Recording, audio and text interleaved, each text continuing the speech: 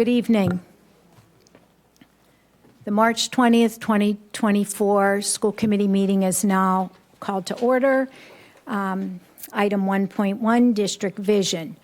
The Barnstable Public Schools educates the whole child by creating a student-centered school culture that addresses students' physical, social, emotional, and academic needs by creating a safe and healthy learning environment in which all students are challenged, supported, and engaged. Core values. In Barnstable Public Schools, we value commitment, collaboration, and community. Commitment. We are dedicated to the continuous learning and growth for all. Collaboration. We work together while keeping student needs at the center of all decision-making. Community. We build strong, respectful partnerships that support student success. Item 1.2. Statement by the chair, video or audio recording of meeting. This school committee meeting is being recorded and broadcast on the Town of Barnstable's Government Access Channel. In accordance with Massachusetts General Laws, Chapter 30A, Section 20, the chair must inquire whether anyone else is recording at this meeting, and if so, to please make their presence known. Okay. At this time, I would like to take a moment of silence in memory of 2017 graduate Megan Moore, who passed tragically over the weekend.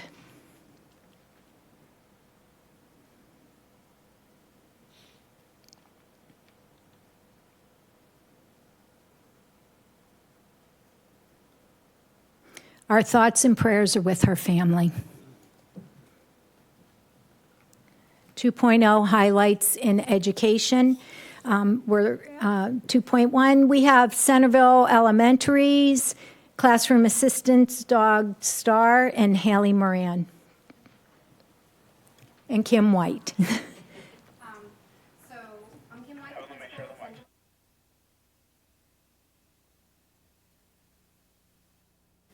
Thank you. Sorry.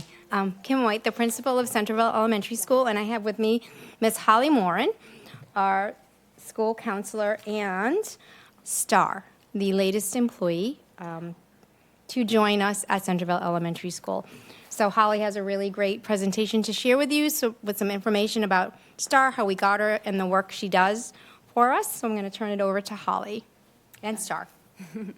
Thank you, Mrs. White. Thank you for having me. I'm really excited to be here, and thank you all for being here as well. Happy to highlight Star. Here's our girl. She is the new star at Centerville Elementary School, and I'm happy just to be her handler. I'm honored. She's very well behaved, but she is a dog, so she might stand, and I might have to treat her and ask her to stay, but she's pretty chill right now, and you will learn a little bit about her. So as Kim White said, I'm Holeigh Morin. I'm the school counselor at Centerville, and this is our girl Star. We're going to talk a little bit about the social emotional needs of our students at Centerville. In Barnstable Public Schools, we pride ourselves in being leaders and meeting the needs of students and staff and their social emotional needs. At Centerville, we want to push that, and we want to be innovative. We want to support our students even more. And the teachers really truly care about those needs of kids. You can see in the slides behind you, we've got a few examples of the things we're already doing.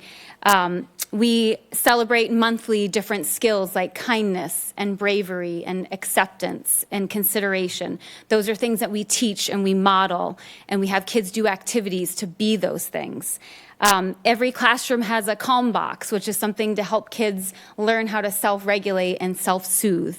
They learn how to do it, they identify their feelings, they use a timer, they feel calm, they get back to learning. We provide small groups and whole class learning to really provide all that the kids need for those social emotional needs. We give movement breaks. We have bikes in a lot of our classrooms, stationary bikes, where kids can get that movement or that break that they need. But we recognize that there's always more that we can do. And we were having a staff meeting 3.5 years ago, and we thought, what else can we do? And someone brought up the idea of a therapy dog and how amazing they are. And we started to brainstorm a little bit about what that might look like in an elementary school. Had it ever happened before? Do any other elementary schools on the Cape have that? And we did a little research, and we found that it is possible. We found the organization NEEDS, which did stand for National Education for Assistance Dog Services. Now they just go by NEEDS.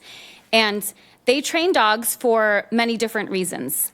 They've been in service since 1976. They primarily started as teaching dogs to work with people that are deaf or hard of hearing. They also train dogs for services for veterans, people with physical impairments, children with autism, and classrooms. I actually met another NEEDS dog in Falmouth at a training once. His name is Cooper, and he was adorable, and he took over the training. He was so sweet, and that was like 4 years ago. So that's what got me interested in NEEDS. We applied for a NEEDS dog way back in June of 2020, or actually it was before June of 2020. June was when we got accepted. So I took on the responsibility of being the person that would be the trainer, the handler, and the homeowner of the dog. The NEEDS organization is amazing because they connect with their community. They work with the Prison to Pup program, so they actually have their dogs that are trained by inmates at local prisons for 1 to 2 years, depending on the training needs of the dog. And on the weekends, the dogs go home to families. So they live in a home and a family, but then they're also trained really intensively by these inmates. Are you wanting something? Good girl, sit. Thank you, down. Good girl. So Star has been to prison, and Star has been in schools and hospitals, and she's been to Celtics games and Bruins games. She's been to Washington, D.C. She lived in Boston for a while. She's been everywhere. But her favorite place was in elementary school. So she landed herself with me. I was matched with NEEDS 3.5 years after we applied. At that point, we had almost given up on the program. We were like, well, maybe it's not going to be a fit. But our Star was our match, and she's been a perfect match. So we started to prepare for Star. While I was at training at the NEEDS organization, we did a lot of work with the students and with the families to prepare them for when an assistance dog was coming and what that would look like. We created a behavior dog matrix. So in classes, we have behavior matrices for expectations in the classroom, on the bus, on the playground. We created one for Star. What would it look like to ask to pet a dog? What would it look like if she's working with me in the hallway and you want to pet her? What does it look like if you're reading with Star and someone else wants to come and read with her? We created that, and we told the kids what to expect. I made a Star story, which was all about her growing up, so it gave the kids a little bit of something fun to look forward to with pictures. We created student activities. The kindergartners and first graders did matching and coloring that was all about Star. Our second graders did a word search. Our third graders did a writing activity. This was all in preparation for Star to come, so they were really getting jazzed for Star to arrive. We created a student contract which talked about how the kids would be gentle and respectful of Star and how Star would be gentle back to them. And we shared this with parents. We wanted parents to be on board and have the opportunity to ask questions, and we answered all of them. We also considered kids with allergies or discomfort or fears around dogs, and I spoke with those students individually, or a school nurse connected with the family. So we really tried to cover all our bases, and so far, we think we've done a good job. So that's how we prepared for Star. And I was in training for a week at the NEEDS organization. It was very intense. It took a long time to train for her, and I learned a lot, and it gave Star and I the chance to bond while I was there. So a little bit about Star. She is a 2.5-year-old black lab. This is as big as she'll get. Everyone says, is she full grown? Well, yes, she is. She's just a petite lab. She loves to greet people. She will chase a ball or frisbee with endless energy. She's calm and very comfortable in a crowd. She'll fall asleep in your lap. She never makes a sound unless she's asked to. She loves to show you her favorite toy, and she really has a knack for giving the person in the room who needs it the most a snuggle. We're going to show you a few of Star's tricks. These are what the kids love. Some of the things Star can easily do is a downstay. This is Star with a third grader, Mila.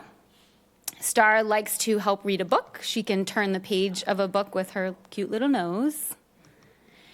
Star can do a visit. So if you give her the direction to visit, she'll put her head in your lap, and you can just rub or massage her ears. It's very therapeutic. This is Star with Mr. G. Star can tell a secret. The kids love this, and they ask every day. I don't know how many requests I get a day for Star to tell them a secret. This is Maddie, and Star is telling her a secret. I don't know what it was because it was a secret. Star can fetch a tissue. Sometimes the tissue boxes don't look quite the same shape as they started, but she does her best, and the kids love it. And Star can do a command called My Lap, which is sort of like a weighted blanket, but a live dog version. She sits in your lap when you're on the floor, and she's gentle and just loves to be rubbed and pet. Star brings so much comfort and joy to our school. You can see here with Savannah, Star just snuggled up to her. She did this on her own. Savannah was having a hard time, and Star came over and laid herself right on her legs, just all on her own. Star with a student who brought her a toy. I've gained a lot. I haven't had to buy any toys for Star because students bring them in constantly. So Star with her new Osprey toy. Star in a classroom, and she's leaning on my arm, probably waiting for a treat, but being a really good girl about it. Star with Parker and Bennett. They did an interview with me and Star because they were writing a newsletter for their third grade classroom, and Star inspired them. And Star with a coworker, Mrs. Haskell, who was just having a moment where she needed to be on the floor, and Star intuitively joined her. And this is Star at one of our B celebrations. So this is a celebration with the entire school, and Star is on the stage. She laid there quietly the whole time next to a few students while the rest of the entire school cheered and sang and won awards, and Star stayed as calm as can be, as she is here. She might fall asleep on us. Star does so many things. She brings movement and confidence to our building. This is Star and perhaps her best friend, Connor. Connor comes down for movement breaks, and Star knows when he walks to the door, and she's searching for him under a desk, and she's playing ball with him. Star with another movement break, playing ball. She's always ready for a toy break. Star with Elias, giving him comfort. And Star giving herself comfort. She can be silly too, just on her back with a toy in her mouth.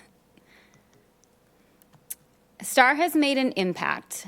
So while we've been waiting 3.5 years for Star, we've really only had her since the very end of January. It's been a short time, but she's already done a lot. She's been into every single classroom at Centerville. She supported staff and students at Barnstable United Elementary School when they faced a devastating loss of a student. She's been on a field trip with kindergarten to a nursing home. I didn't write this in there, but she went to bingo night, and she was the star there. She has built confidence with struggling readers. I'm working with the reading teacher on having her sit with students and read with students and go into other classrooms to be a reader with them. She's certainly supported big emotions, everything from sad to mad to anxious. She's provided movement breaks for students. She's comforted staff in so many different ways. She's eased and comforted kids who are nervous or fearful of dogs. And she's brought joy and laughter into the building. You can see here she's with one of her favorite students, Noah. Noah doesn't communicate with words, but he communicates in a big, bold personality, and Star just loves him. Every time he walks by my office door, she knows he's coming, and she goes over the door and greets him, and he rubs her back, and he gets joy from her. Star has been getting fan mail since the day she arrived. You can see some of these hearts that she got near Valentine's Day. When I'm feeling mad or sad, you will always come to the rescue and turn my frown upside down. Miss Morin and Star, you make me feel happy. You've helped me when I feel sad. You guys turn my bad days around. And dear Star, I love you because you are cute, and when I see your smile, you make me feel safe. Right from the words of our kids. Just a few more starry moments. So Star, like I said, has brought so much joy to the staff. I think that's been an unexpected piece. We thought it was going to be all about the kids, but the staff have found joy. Kindergarten cuties, she just finds a way. Every time I go in a classroom, she does this, but usually in a student's lap. Star with another first grade friend. Star with Mrs. Haskell and a first grader who's having a sad moment. And then at home, you might wonder, how is Star at home? Well, she loves to play. She loves the snow, as you can see. And she is just herself. She's calm and quiet, but loves to be joy. That is Star with some third graders. Thank you guys for letting me share and tell you all about Star. Does anyone have any questions? Any questions or comments? I have a comment. You are so lucky to have a dog like that. Thank you. It's fantastic. I love animals anyway, but like that is so heartwarming, and you're just so psyched that that dog lives with you. Thank you. I am too. I sometimes feel like I'm borrowing someone else's really well-behaved dog. Right. I mean, come to my house if you want to feel really fortunate. Thank you. Yes, well done. Thank you. My dog, Willis, lacks some of Star's mannerisms and good graces, but he's willing to learn. So this is I'm glad to hear about is what I'm trying to get at. And my question would be, is there a communication that exists with the therapy dog that we have at the high school? I know that we're incorporating this at more and more of our buildings, and I think that's a good thing. For all of the attributes that you just noted, it brings a tenor, a tone, a joy that is quite positive. So well done. And then my only question would be, how we are, we have more and more of these therapy dogs that are doing good things in the district, and just the communication between the schools and understanding, and it's good. The students are going to be leaving it'll become the norm is what I'm getting at. They'll leave the elementary school and, they'll have it throughout their education, and I think that'll be beneficial. Yeah, thank you. We hope that we kind of pave the way for the elementary school and all of the steps to take to get a really well-behaved, well-trained dog. That's important. But yeah, I'd love to connect with the high school dog. I've heard all about Dallas, and I think there's one at the pre-K level, Shamrock. We've heard about that. But everyone says Star is the best, so I believe it. Holeigh, great job. You're a great speaker. And it was a great presentation, and Star is a real superstar, that's for sure. Much better behaved than any dog I've ever had. In fact, better behaved than my kids as well. And it does so many good things. Star's fabulous. And what a life. Celtics games. Well, the prison part maybe not so good, but well done. Fabulous. Thank you. And I had the pleasure of seeing Star in action last week when I was on a visit, so it's wonderful. I found that prison piece very interesting. I'm sure it helps a lot with the prison as well. Absolutely. So that's It's interesting. great for those They can people. get out and have a whole new career Yeah. training the dogs. But thank you so much. Thank you. Appreciate your time. Thank you. Does Star get a treat? She's got lots. Yeah, she's waiting for dinner. It's a little late. Good girl, stand. Stand.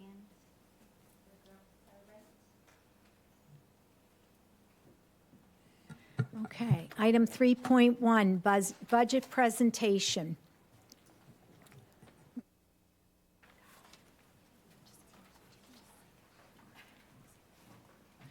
I think we need a therapy dog for school committee meetings. Or maybe like a guinea pig that could like just run back and forth or something.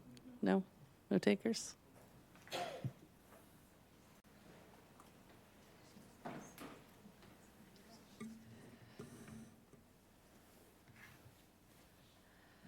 All right. Good evening.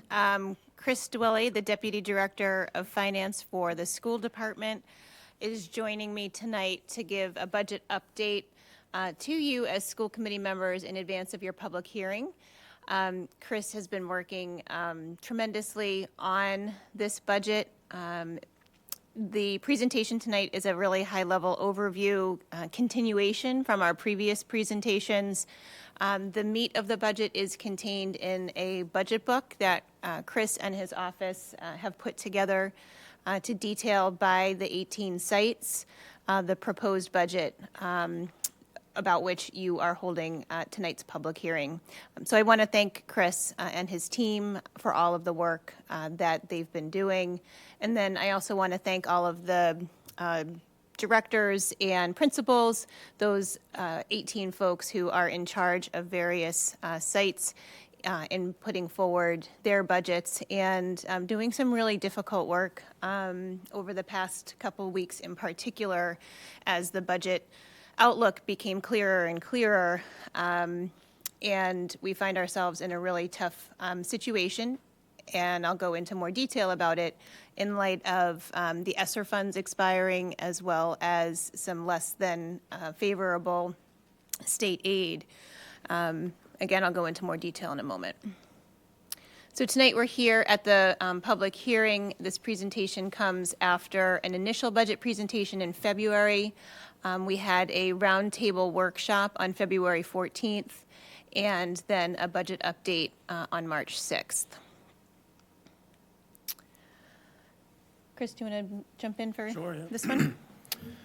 Thanks, Sarah. So the school committee has seen this slide. It was presented to you 2 weeks ago at the last budget presentation, but given that this is a budget hearing, I think we'll quickly run through the numbers again just to provide a little bit of context, historical context of how we've gotten to where we are today. So these are the major budget assumptions that build the FY25 proposed budget. The major revenue source is our revenue share allocation, which is discussed and agreed upon jointly by the town council and the school committee in the fall. When we received lower than expected Chapter 70 funds from the state a few months ago, there was concern that this number would actually be reduced or have to be supported by the school's savings account. But fortunately for us, the town was able to, in particular the finance department, was able to figure out a way to hold that number harmless so that we received the full revenue amount that was originally agreed upon.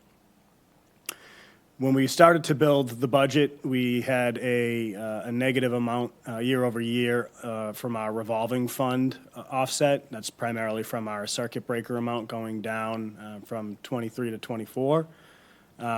As we were going through the budget and realized that the difficulty, frankly, that we were having in making and setting a balanced budget, we increased our revolving fund offset by $250,000. In particular, our transportation fees, as well as, our transportation revolving fund, as well as our school choice fund to be able to balance the budget. As Sarah mentioned, we're incorporating ESSER into the operating budget at $2.1 million. In that number from the original one are a few reductions in positions that Sarah will go into detail later in the presentation. Our salary and wages are at 2.9 at this point. It was about $800,000 higher than what we had originally proposed. That reflects the current state of negotiations with some of our unions that we're actively negotiating with presently. We reduced our special education increases for the tuition and transportation based on conversations with the special education department in the hopes that we will be able to actually retain some of these students in district and then thereby reduce our overall costs for out-of-district expenses. Our inflationary adjustments stayed the same from our original projections.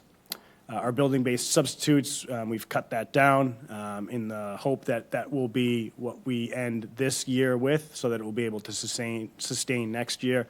In looking at our year-to-date spend this year, it looks like that is a number that will be able to support our building-based subs at the current staffing level for next year. And then our savings account support, primarily for ESSER, but a little bit more, is the number listed there at $2.4 million. When we last presented this, to you 2 weeks ago, that was at $2.3 million based on the conversation with the school committee at the time related to the athletic department's funding needs and the direction at that time related to fees. We did increase the savings account support by $100,000 to directly support the athletic department's operating budget for FY25. Thank you, Chris. I guess one thing that I'd like to emphasize, given what Chris has just laid out, is in the past couple of weeks, as the kind of the gap that we needed to close to present a balanced budget to you this evening became clearer, we really looked everywhere. So we're talking about applying additional revolving funds. We've reduced some of the ESSER positions we had planned to carry forward. We looked very, very careful at vacancies. We adjusted our estimate to some risk related to special education tuition increase, which might mean should we have unexpected costs here, we would have to cover more through circuit breaker next year than what we typically project. And we looked at current spending, dropping down what we are budgeting for building-based subs next year, which is not welcome news, I think, to our buildings and our principals, but looking at current spending, being realistic about that. And also, later on, we'll talk about how we looked at spending for supplies and materials.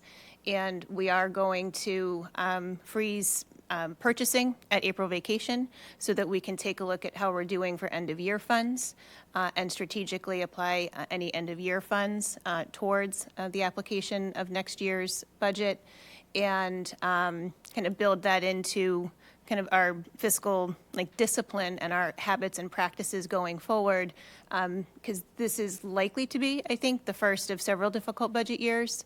And a lot of that has to do with the ESSER funding cliff. We're looking to supplement with $2.4 million in savings, looking to reduce that to 75% of the ESSER kind of liability to 50% to 25% over successive years. So there's a spend down plan to incorporate that additional funding that we received from the federal government into the operating budget. So despite that, we do have goals that we need to support. There do need to be efforts towards improved teaching and learning and student experiences. We need to continue to attend to a diverse set of needs, providing, in particular, mandated services that are required by regulation. We continue to focus on equitable allocation of resources. So while we have site-based budgeting and requests and also offsets proposed by sites, we intentionally took a look at kind of a district-wide focus, in particular this year, looking at efficient and effective systems, making sure that we're paying some attention to our facilities planning and space needs. We are approaching this conservatively due to ESSER expiration and thinking about sustainability, predictability, and transparency going forward. And so there are some adjustments in the budget that you'll see, some lines that may be going up a lot or going down a lot. Some of those are structural changes that we're building in, again, for that transparency and to have the budget align with the expenses. But nonetheless, when we look at the site department priorities, we see 108 submissions from 18 sites and a net cost of new requests at $5.1 million. This was a really hard list to go through. I think there was kind of a review asking ourselves, what do we need to support from a mandated services piece? Chris talked about the good relationship we have with the town and the support that we're continuing to receive despite not getting the expected $3 million in Chapter 70 funds. But there are folks running the numbers across the state, advocates running numbers across the state to determine in different districts what Chapter 70 money might have looked like had the governor's budget included the actual rate of inflation. She included the actual rate of inflation of 1.3%, but it hasn't taken into account fully inflation over the past 3 years. And so the number coming to Barnstable, although it was projected in October to be $3 million, was probably north of that, given some of the estimates that are being discussed by some of the advocates in the state. And in recent years, we've received $5 million or $6 million, which I think is consistent with the reasonable requests that are coming forward from the sites in order to support our students. 70 additional positions were requested. We did ask sites to consider reallocation of resources and appreciate the offsets that they proposed. And the themes, number one was retaining most of the ESSER-funded positions, continued support for our English language learners or our multi-language learners, and the support of special education. Although it's not limited to that, those were some themes, though. Chris? So our total budget proposed is $89 million, a little over $89 million, or a 7.95% year-over-year increase from last year. That percentage increase is very similar to the budget that was passed last year for FY24, the budget that we are in now. That was a 7.88% increase. Again, the biggest drivers of this increase are absorbing those ESSER-funded positions into the operating budget, as well as some of those special education cost drivers that we detailed in our earlier slide. The top portion of this table just details out our major breakdowns, our budgetary categories. Our salary and wages are going up by $4.3 million. Our supplies are going down by a little over $150,000. And our operating and contracted services are increasing by $2.3 million. And below that are our two major funding sources for the operating budget, the allocation of general fund as well as a savings account being attributed to the operating budget to get you a balanced budget.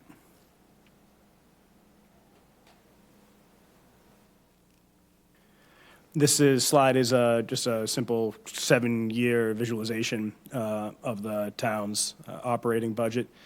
It's broken down by some of the revenue sources, savings, school choice, circuit breaker, and the general fund. Just gives you a nice visualization of how the operating budget has grown over those past 7 years.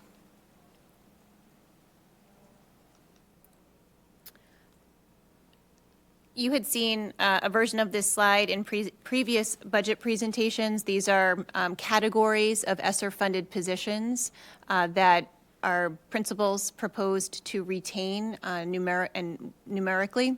I highlighted in yellow areas that were adjusted. We took a very careful look at vacancies across the district, and we had some vacancies in the social worker counselor area at the high school. And so that position, although we have been trying to fill it this year, we removed from the list and proposed to reallocate those funds elsewhere to balance this budget.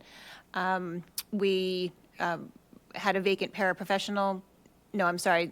We had an offset suggested by one of our principals based on student needs. And so there is a teaching assistant offset proposed, which reduced this down to 28.5 positions.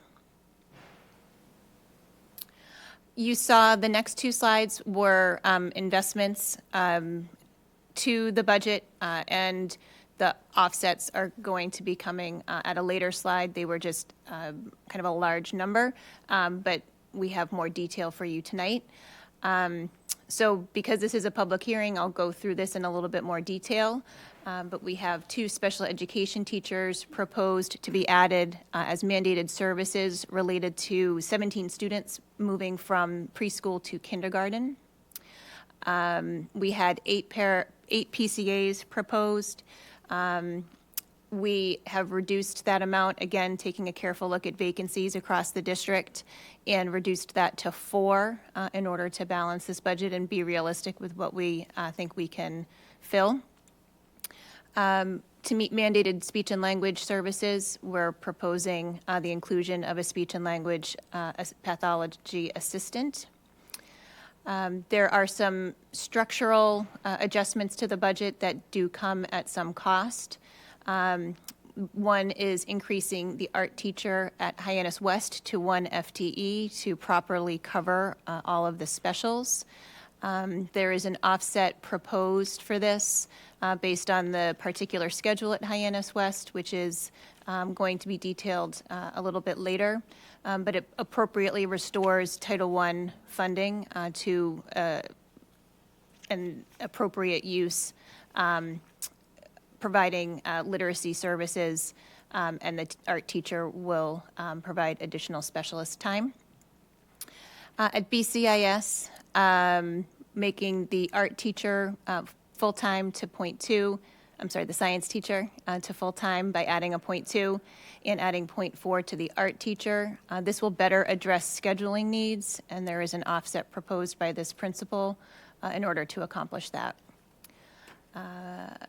Recommending that we support the JROTC program and our additional pathway to provide a set of, I think, really interesting services to students as part of a strategic initiative. That has not changed, and we anticipate 50% reimbursement from the Coast Guard for 2 staffing positions. That could get reduced to 1 if we have about 50 students sign up. 2 would be the staffing number we would aim for a program of 100 students, and they would ask us to have 3 staff members if we were to see 150 students. So right now, as far as our projection goes, we're looking for 2. We need a new teacher in order to appropriately staff mandated services for our post-grad program at Barnstable High School. This is for students who stay with us until the age of 22. And that is a big program and a growing program, and so we need to add a teacher there. Additionally, we have a growing newcomer population in particular and beginner language learners at the high school. And to support their instruction, are proposing an additional EL teacher and teaching assistants where bilingual credentials will be preferred. The community mentors have had a tremendous impact in a very short period of time. I feel like lately, whenever I talk to somebody at the high school, they are talking about the impact that the community mentors have had on the climate and culture of the building. And Doc, who supervises them, has some additional plans for training and to deepen their work. And so we propose $100,000 for next year to maintain our 10, I think we have 10 community mentors. There is the possibility that grant funding can offset this expense, but we won't know that until we apply and see if we can get the grant. But there are some grants that this would be perfect for. We have increased costs anticipated for ESY and ESY nursing in the summer, and these are mandated services. We have seen an increase in our expenses related to the translation of formal documents. We do as much as we can in-house with our family and community liaisons, but there are some formal documents that really need some greater technical expertise. We are exploring more competitive solutions or using the vendor that the state has contracted with. Nonetheless, I do anticipate or continue to see the need for increasing this line item. At the last budget update, the proposal was to increase the athletic budget by $170,000, offset by fees. We, as Chris noted, added $100,000 offset by savings in order to cover increased costs in the athletic program and reduce this down to $100,000. So there is kind of neutrality there. Suggesting $38,000 roughly to continue support of a thriving extracurricular program for students. We have an increased cost anticipated for device and lease purchasing, and that is from the technology department. Those are for student devices. We have a large request for contracted services, which the maintenance department has been increasingly using contracted services, in part because of some staffing shortages. We are proposing to fund this at $200,000, which is far short of what they need. Staffing devices, the request came in at $70,000 in order to stretch our dollars. We're proposing a 4-year lease instead of a 3-year lease for extended usage, and that would reduce the cost for next year to $54,000. Adding an additional custodial floater, we added 1 position this year, adding a second person for the maintenance team. We have a proposal here to have a BCBA for pre-K to 5, and we have an offset proposed on the next slide from a current vacancy that is at BWB, and this would be a BCBA to serve all of the pre-K to 5 buildings. to complement. We have one, but there is a greater need for BCBA services than what we can currently provide. And then for the curriculum review, we have a major district improvement goal to look at our rigorous and engaging curriculum. We're seeing some wonderful early indicators of success with the GLEAM project K to 5, and this would be to support this kind of curriculum review in all content areas in a sustained and ongoing way. I think there's a real need for a regular and predictable curriculum review to make sure that we have the strongest Tier 1 instruction that we possibly can.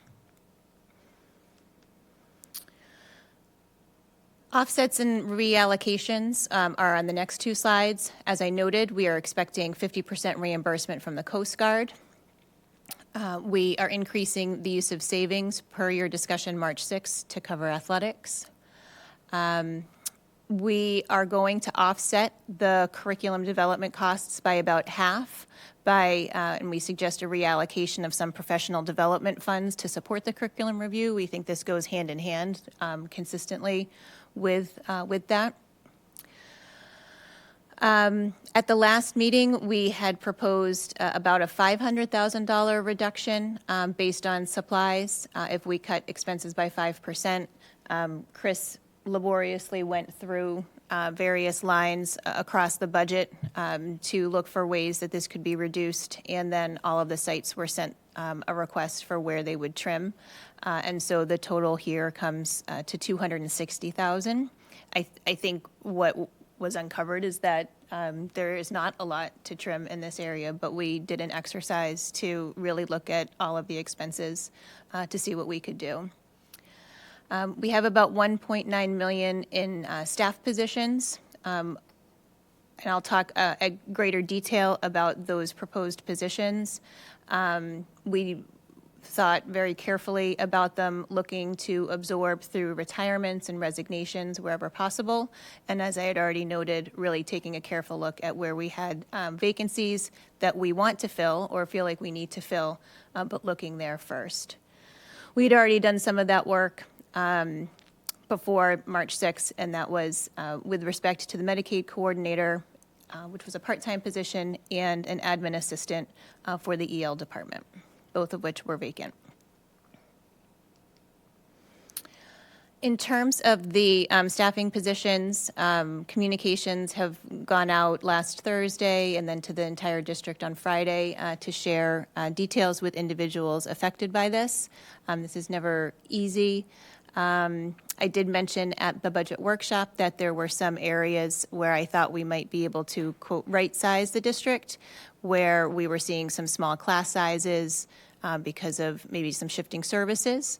And we looked to do that, and I had hoped to be able to come back and say, you know, we right-sized here, and we're not looking at a situation where we're kind of starting to affect students and student services, but we're really kind of getting to that point where the impact is really going to start to be felt. And I just say this in light of anticipating FY26 having an additional budget gap to have to close. And I'm worried about that. I'm really worried about that. So I'll go through these and provide a little bit more detail. The first on the list is the social worker at BWB. This is a currently vacant position and is an offset for the BCBA that's being proposed. And I guess I want to make a note about where this list came from before I get too far. Some of these offsets were suggested by people who run their cost centers. Some of them were identified in subsequent conversations with individual directors or principals, and some of this was also a collaborative team-based discussion, so it was an iterative process to put this together. We had 2 classroom teachers funded through ESSER to kind of follow a larger cohort of students at BWB in Centerville. And these two positions are being proposed for reallocation. We will be able to keep class sizes at BWB and Centerville within our contractual limits, and would anticipate them to fall in the low 20s. The special ed teaching assistant that is next on the list was already referenced as identified as one of the ESSER positions not to carry forward. At BCIS, one of the offsets is the PBL coach. This is currently a vacant position and is a unique position to BCIS. The PBL coach has been supporting teachers in implementing PBL lessons. I think there's been some challenges with scheduling in terms of the PBL coach. I think this will bring some challenges in terms of needing to find alternative ways to continue to support their PBL work, which can hypothetically be done during faculty meetings and professional development, or some substitute coverage, release time, and coaching perhaps from a consultant. But proposing to offset costs in the budget with this vacant PBL coach position. The next is a .6 tech teacher at BCIS. These FTEs are proposed as an offset to the art and science teaching specialist increase that we talked about earlier. At BUES, there are some proposed positions. One is a multi-age classroom teacher and multi-age classroom paraprofessional. These are currently active unfilled positions. They do not have students assigned to them per se as like a homeroom, but they are a resource in the school and are proposed for reallocation. Looking at class sizes at BUE, looking at 2 classroom teachers, BUE does have, I think, 3 or 4 retirements. And so there will be some shifting, and where anybody affected, we are looking to see, and we'll have staffing day on April 4th to see where transfers and reassignments would be made according to our collective bargaining agreement rules. I anticipate the class sizes at BUE to go from the high teens to the low 20s in the affected grade level. We have 2 vacant special ed teaching assistants at BUES, and so we are proposing to reallocate those positions. At Hyannis West, as part of the adjustment with the art teacher and making the art teacher full-time, that changes the anticipated scheduling of some of the specials, including library services. And so the proposed offset is a reduction from 0.8 to 0.5 of the library assistant there. At BIS, they took a careful look at caseloads and special education services, and are proposing a reallocation of a special education teacher at BIS, and we anticipate with vacancies that we have that there could be assignments that could be made elsewhere in the district. At BIS, right now, they have 2 PBL specialists. One is funded by the operating budget, and one is funded by a grant. That grant is expiring next year. So, and one of the individuals is retiring. The proposed change here, because one of the positions is grant funded, is to continue with the position that is in the operating budget, but to restructure it. The positions are currently 0.6 teaching and 0.4 coaching. This would make the position a 1.0 teacher, so that the classes can be delivered for students who are in the special rotation. Jason Canetta, who couldn't be here tonight, does have some ideas about adjustments to that curriculum. We would anticipate continued PBL support to be through curriculum coordinators who work directly with the teachers rather than the PBL specialist in a coaching role. At the high school, they took a very close look at class sizes and identified 3 positions in kind of core departments where you have lots of sections. Classes might be, again, in the high teens. If you collapse sections and bring students together, that would bring class sizes into the low 20s. And so there is a proposed math department teacher, English department teacher, and social studies business department teacher. They do have a couple of retirements at the high school, so 2 of these 3 could be absorbed by retirements that we are anticipating. We have some vacancies in, and actually some creativity in terms of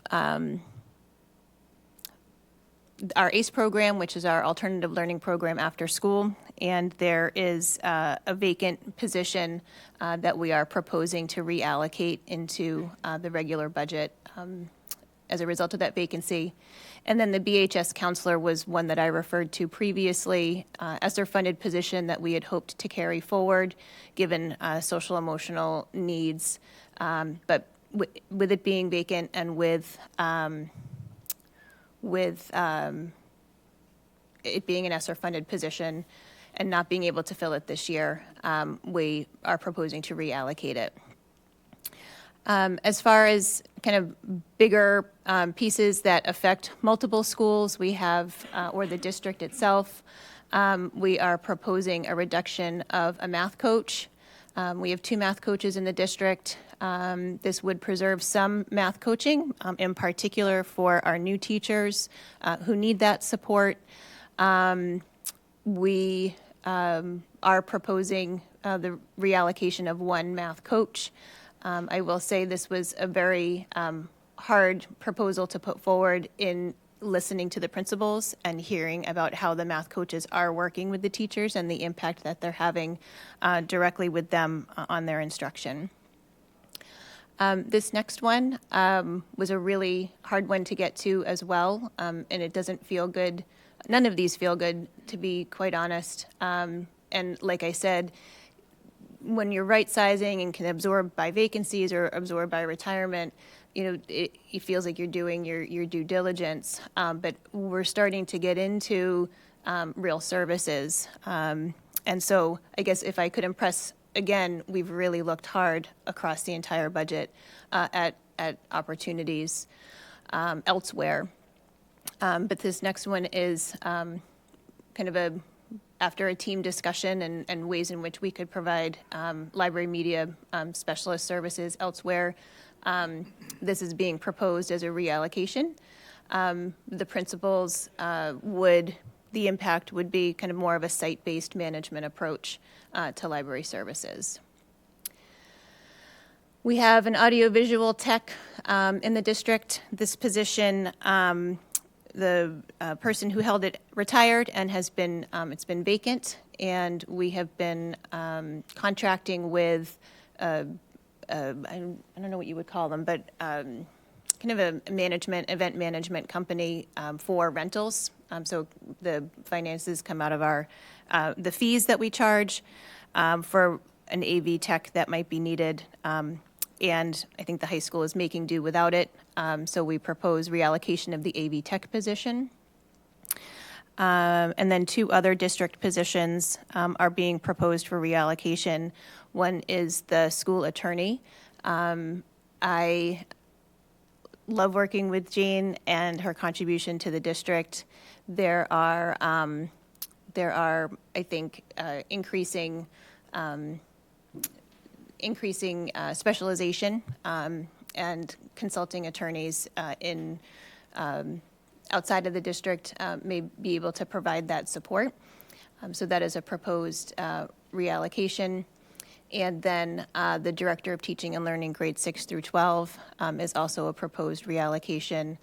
The impact of that would be I think more coming out of the Assistant Superintendent's office and working with our curriculum coordinators and department heads who provide some curriculum coordination, supervision and evaluation, and professional development to folks in their department. But all of these are really difficult, particularly those that aren't covered by vacancies or retirements. Excuse me, will we have questions now? Do you prefer the questions now or at the end? Maybe at the end. Okay. Yeah, we're almost done. This is the final recommended FY25 budget broken down by cost center. The Education Reform Act requires that we budget by site or cost center. Sites are usually schools, but they're also district-wide areas such as transportation and maintenance. And so you'll see the recommended FY25 budget for these sites broken down there, as well as a historical perspective, 3 years of actuals, and then the FY24 approved budget. And then the next slide summarizes those cost centers into DESE's function codes, administration, benefits, instruction, pupil services, et cetera. You see the list there. This gives you the same historical perspective, 3 years actuals, our FY24 budget amount, and then the proposed FY25 budget. That's it, Sarah. And so next steps, you have your hearing tonight, an anticipated vote on the budget on April 3rd, which is your next meeting 2 weeks from tonight, after which we would submit the budget to the town manager. Town council public budget hearings are anticipated to be June 6th and June 20th. And we'd be happy to take your questions. Okay. Jen, do you have anything?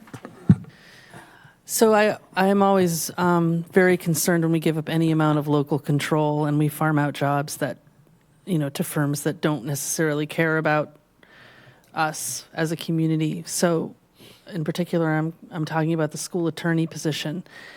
On the council, I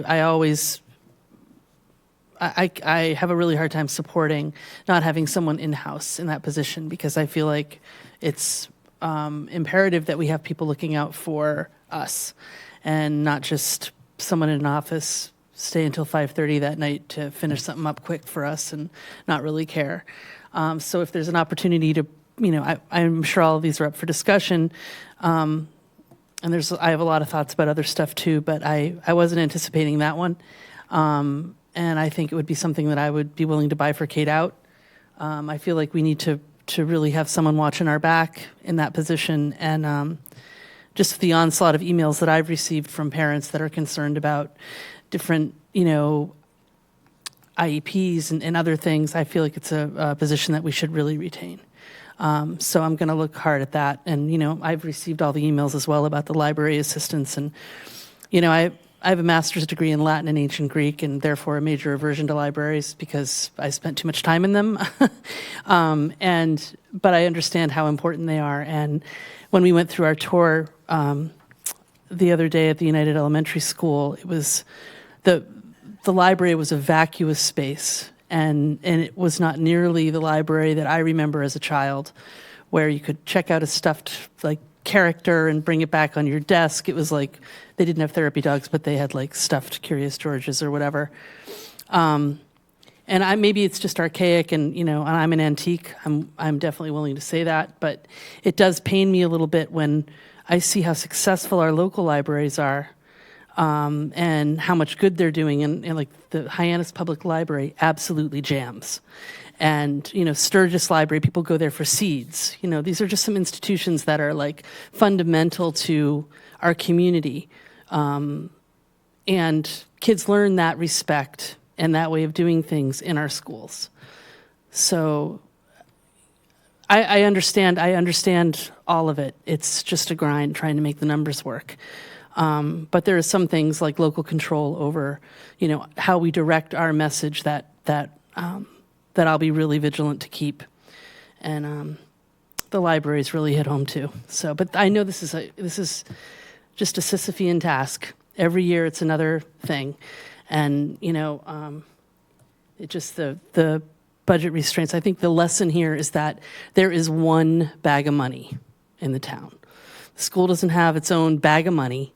We can't pull it out of our hat. It all has to balance. And it's very difficult with rising costs and negotiations and all these other things. But the lesson here is that if we all work together, we'll pull through it. And hopefully, you know, with the retirements and the jostling around of positions and a little bit of like, you know, consideration for the institutions that have made us great, that we can make it work. Libraries hit me hard. The school attorney hits me hard. Thank you.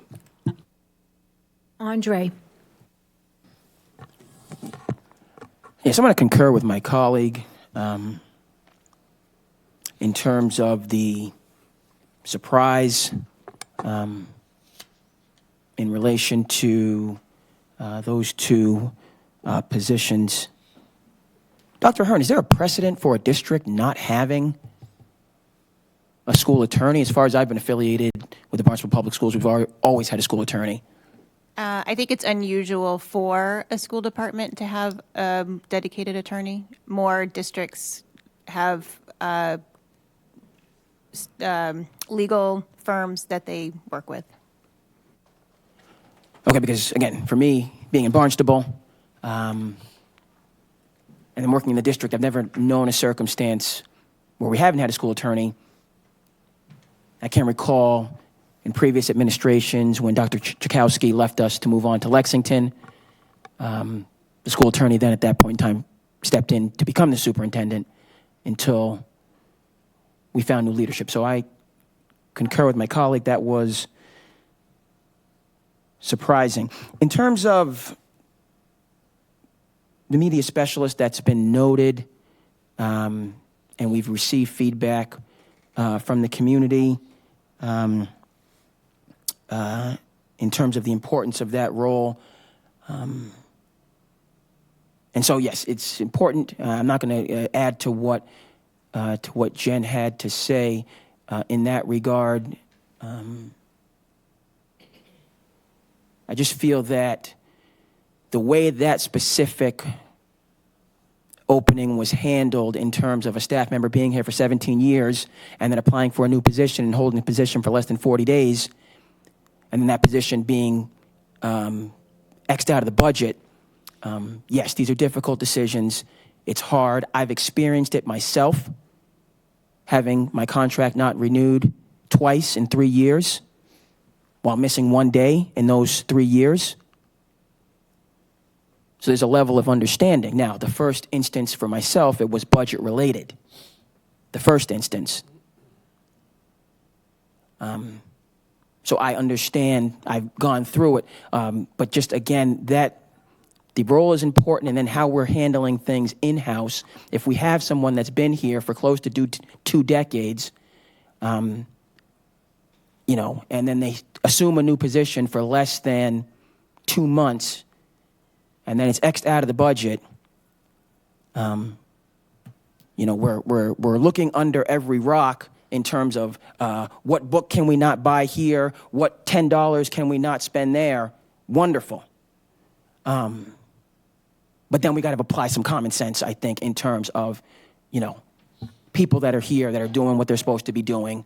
And if we know, for me, you know, maybe we don't have them do all that work to get something new and then that be X'd out. Right? I get the fiscal discipline and the work that you guys do. But if we see something coming, maybe we give a heads up kind of before that. I liked what I heard in terms of restructuring, reassignment, and transfers. As someone who's gone through this, that did not take place during the pandemic. That hybrid year where myself and others, our contract with the teachers coming back, we were not able, again, budget related. But the conversation about how we can validate and incorporate you in other roles, that's very important for our staff members that are dealing. It's difficult, and it's not unique to Barnstable. It's across the board on just statewide in terms of this reduction. So many districts are going through this, but I'm glad to hear that here in Barnstable, and I want to be hearing from the community. in terms of those who are affected, how the restructuring, reassignment, and transferring of our human capital to keep people that want to stay in Barnstable is going.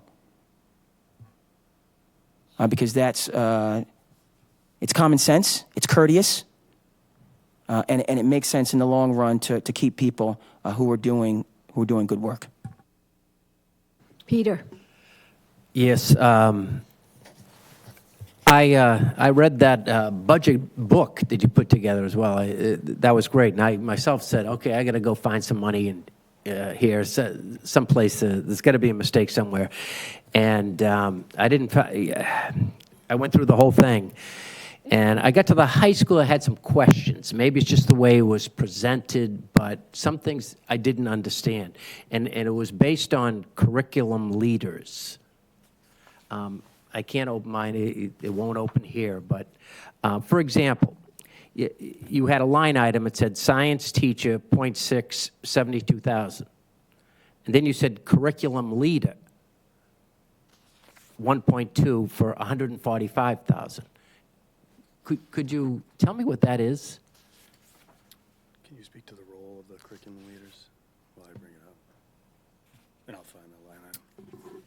So we have curriculum leaders who are full-time. They are... Talking like a department head? Is that what you... There's department heads and then there's curriculum leaders. The curriculum leaders are full-time. They work at BIS and BHS. Yep. So they might show up as part-time, or they do show up as part-time in each of those budgets. 0.6 at the high school, 0.4 at BIS, and they split their time typically 3 days, 2 days, under regular circumstances. Those would be in science, social studies, math, and English. They run all the department meetings, they do all the supervision, observation of teachers in those departments. Department heads are in... Art, They're in other content areas, so art, world language, music. They PE. are typically 9 through 12. They have some teaching responsibilities, and then they have some release time for department head responsibilities. And so I think that's why you see some partial FTEs for those department heads. And then we also have department heads that might be K-7 art or... I understand that. This is just the high school. I understand your explanation, but maybe it's just the way, Chris, you put this together? I did. Maybe it's the way it was, just the line itself. It says, for example, I can go to another one. Social studies curriculum leader, 0.6, 72,000. And then curriculum leader, full-time, 119,000. Different positions. How many curriculum leaders do we need? The 119 might be the director. I don't have the page in front of me. So at BHS, we have 2.2 FTEs as curriculum leaders. 2.2. One is the director of the ACE program, and then the other 0.6 and 0.6 are two content. I'm off, sorry. One of them, one full-time equivalent curriculum leader is the director of the ACE program. Mm-hmm. The other two at 0.6 and 0.6 are each one of the content areas. So in all told, for whatever reason, the job category of the ACE director is curriculum leader or curriculum coordinator. That's going to add to the 4.6s that we have at the high school. Okay. And there was no listing of either a math or English, either department head or curriculum leader, whichever way you want to call them, that I could see. We should have those department heads listed. On page 67, I see art, world languages, music, PE, health, ALP, is it social studies? Oh, no, it's curriculum leader, excuse me. So we should have the department heads listed in the line item budget under the high school. Okay, My reference here is page 67 Okay. and 68. okay. And lastly, I, as well as my two colleagues here, got a slew of emails supporting the library, and you know, I certainly didn't run for school committee to cut any positions, that's for sure.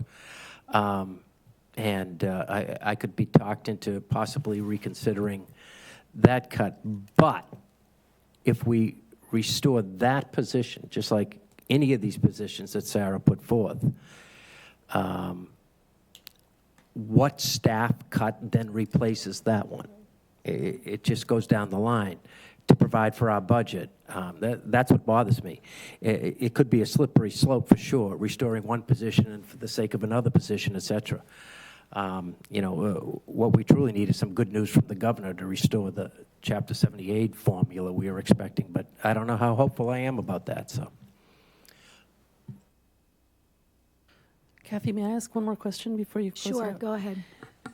Just back to the town attorney position. I wonder, has there been an analysis of how much it would cost to do the day-to-day stuff, the day-to-day work, through a firm versus the salary of what the school attorney is paid now? I just want to make sure we're not putting good money after bad, right? Because my lawyer gets $400 an hour. And, I just want to make sure we're watching that. We may not have somebody in the building, but, we have contracts we're constantly negotiating, whether they're fee agreements for the symphony or this, that, or the other thing. Every day something's popping up. Every day there's emails from people that, feel they've been mistreated and la, la, la, la, la. I'm just wondering, has that analysis been done? Not to that effect. I would recommend doing that because I know that on the town side, we farm out a lot of stuff with regard to wind farms and other things, and the bills are insane when they come in. So, I do understand the idea of streamlining, but I also have major concerns about losing institutional knowledge and as I said, protecting us in the district and the taxpayer on the other side of it. Thank you. My comments aren't much different than what's already been said. I, too, was on the group of emails that have come from various library people interested in retaining the library media. I did have a conversation with you about it. Do you want to share how that came to be? It's not, none of these decisions have been an individual person making the decision? Yeah, maybe not any more than I already shared, which is just sort of the team grappled and wrestled with, in particular, within the last week or so, as we got clearer and clearer as to what our gap was, became harder and harder and harder. And, just thinking about, as a team, what options we had and how the services could alternatively be managed. I'm not going to say delivered, but managed. And then when we brought on the ACE program, which is an alternative program, and then we still have Project Excel, the Excel program, correct? We do. So how many individuals are involved with the Excel program? How many positions? We have one director of Project Excel, and we have some tutors, and then associated with Project Excel is an online learning coordinator. So when I look at that program and then we brought on a brand-new program, is there any way of examining the two alternative programs, taking into account the number? I know we created some new positions for the ACE program, but taking a look at both of those two programs collectively and seeing if there's any streamlining that could be done there which may give you some other options. And so I'll put that thought out there. Thanks, Kath. Okay. Do any other school committee members have any other comments? Okay. Thank you very much. And I appreciate how you outlined the changes between each meeting this year. That hadn't been done as clearly, I think, before. So now we're at 3.2, the budget public hearing. We will now begin the public hearing on the proposed fiscal year 25 school district budget. There have been several public meetings to discuss, consider, and revise the proposed budget. We will generally follow guidelines for public comment. Speakers, please keep your comments to 3 minutes or less. If you wish to speak a second time on this topic, please wait until all speakers have had an opportunity to address the committee once. Comments made during this portion of the meeting should pertain only to the proposed fiscal year 25 school district budget. All other topics should be reserved for the general public comment section later in the meeting. When you step up to the podium, please remember to state your full name clearly and the town in which you reside. That's according to our policies. Is there anybody here for the public comment?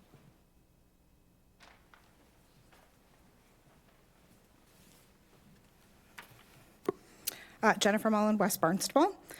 I am reading a letter on behalf of the Massachusetts School Library Association.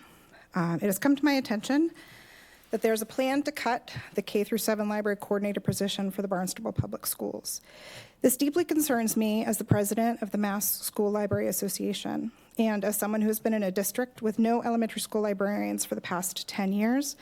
I am horrified that you would take such a huge step backwards. As someone who has worked hard to maintain the excellence of Barnstable schools, I hope it horrifies you as well.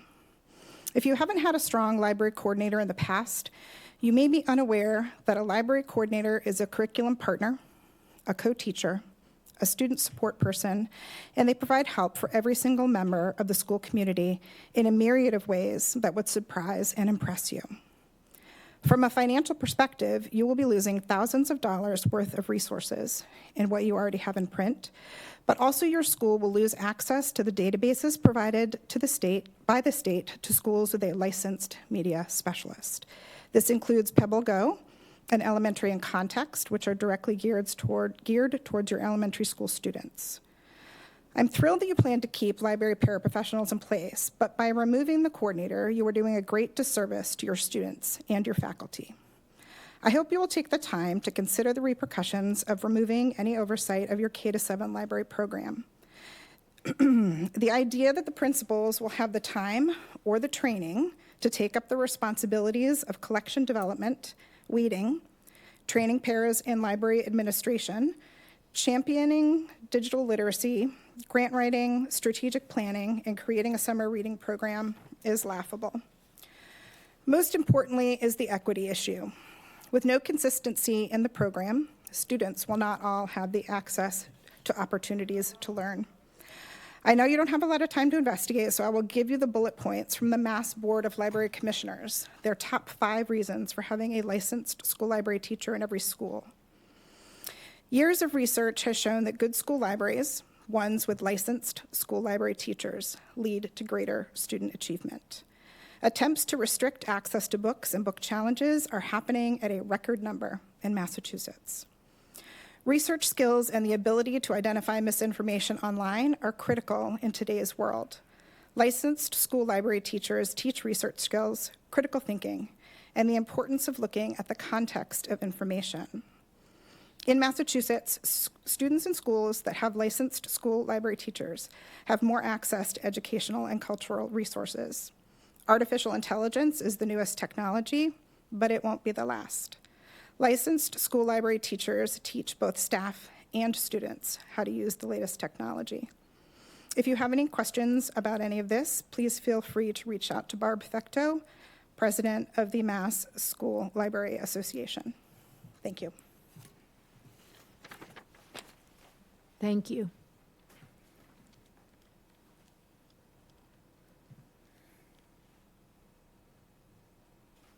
Hi, my name is Stacy Hadfield, and I teach kindergarten at BWB, and I just want to give my 3 minutes to Deirdre Eldridge.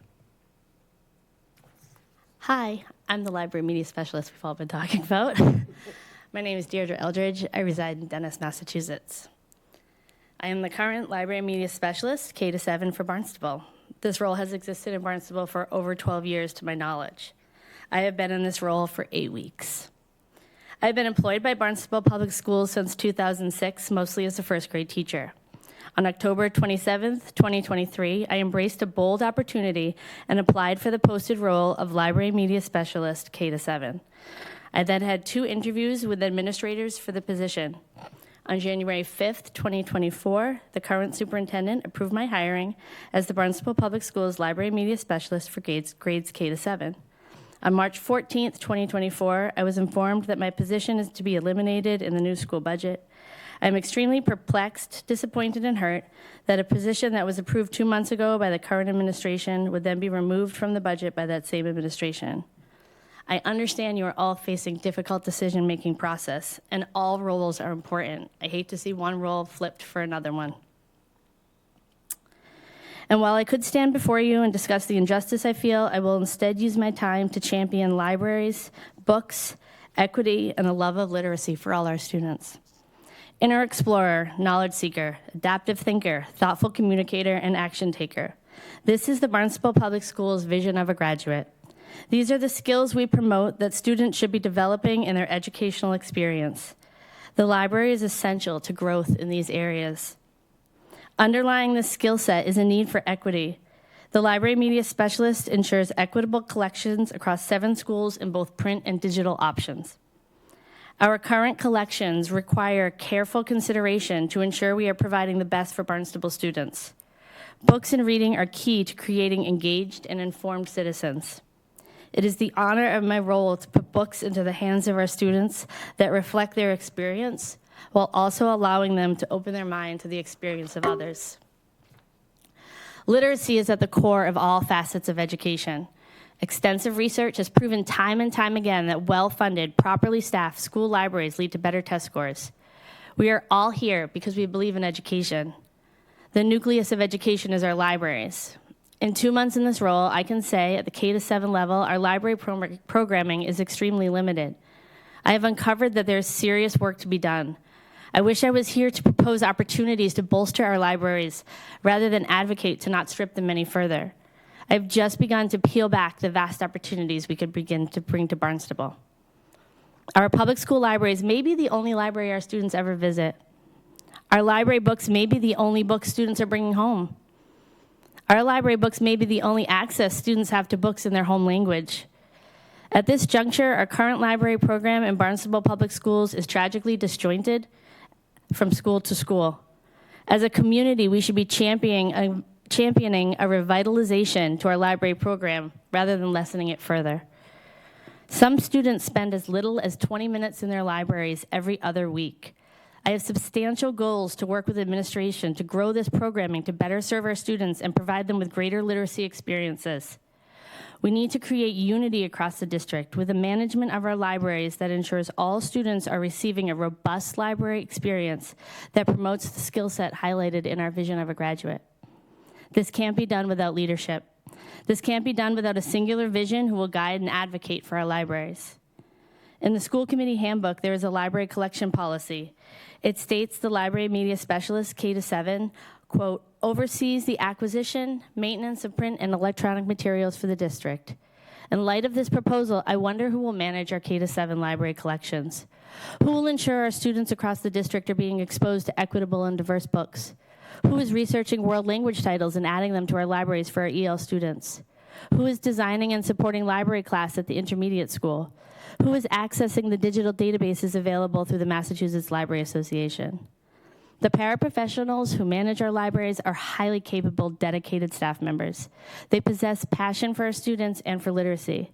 They need a skilled leader to unify the mission of our libraries, provide professional development, guidance, and equity of resources. I have discovered in my short time in this role that there is a substantial amount of work ahead to transform our libraries into dynamic centers of learning, knowledge exchange, and collaboration. The opportunity to make this kind of meaningful change has potentially been removed before I was even given a chance to make a difference. I really consider your time, and I thank you. And I leave you with this quote from former U.S. Commissioner Harold Howe. What a school thinks about its library is a measure about what it feels about education. Thank you. Additionally, a wonderful community member started a petition on my behalf with 300 signatures on it, and it's a copy here for all of you this evening. Thank you again. Thank you.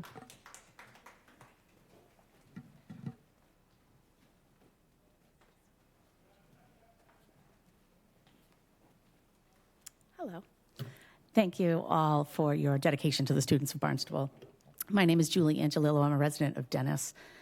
I've been a licensed employee with the Barnstable Public Schools for 17 years, and I'm here supporting my colleague, Deirdre Eldridge.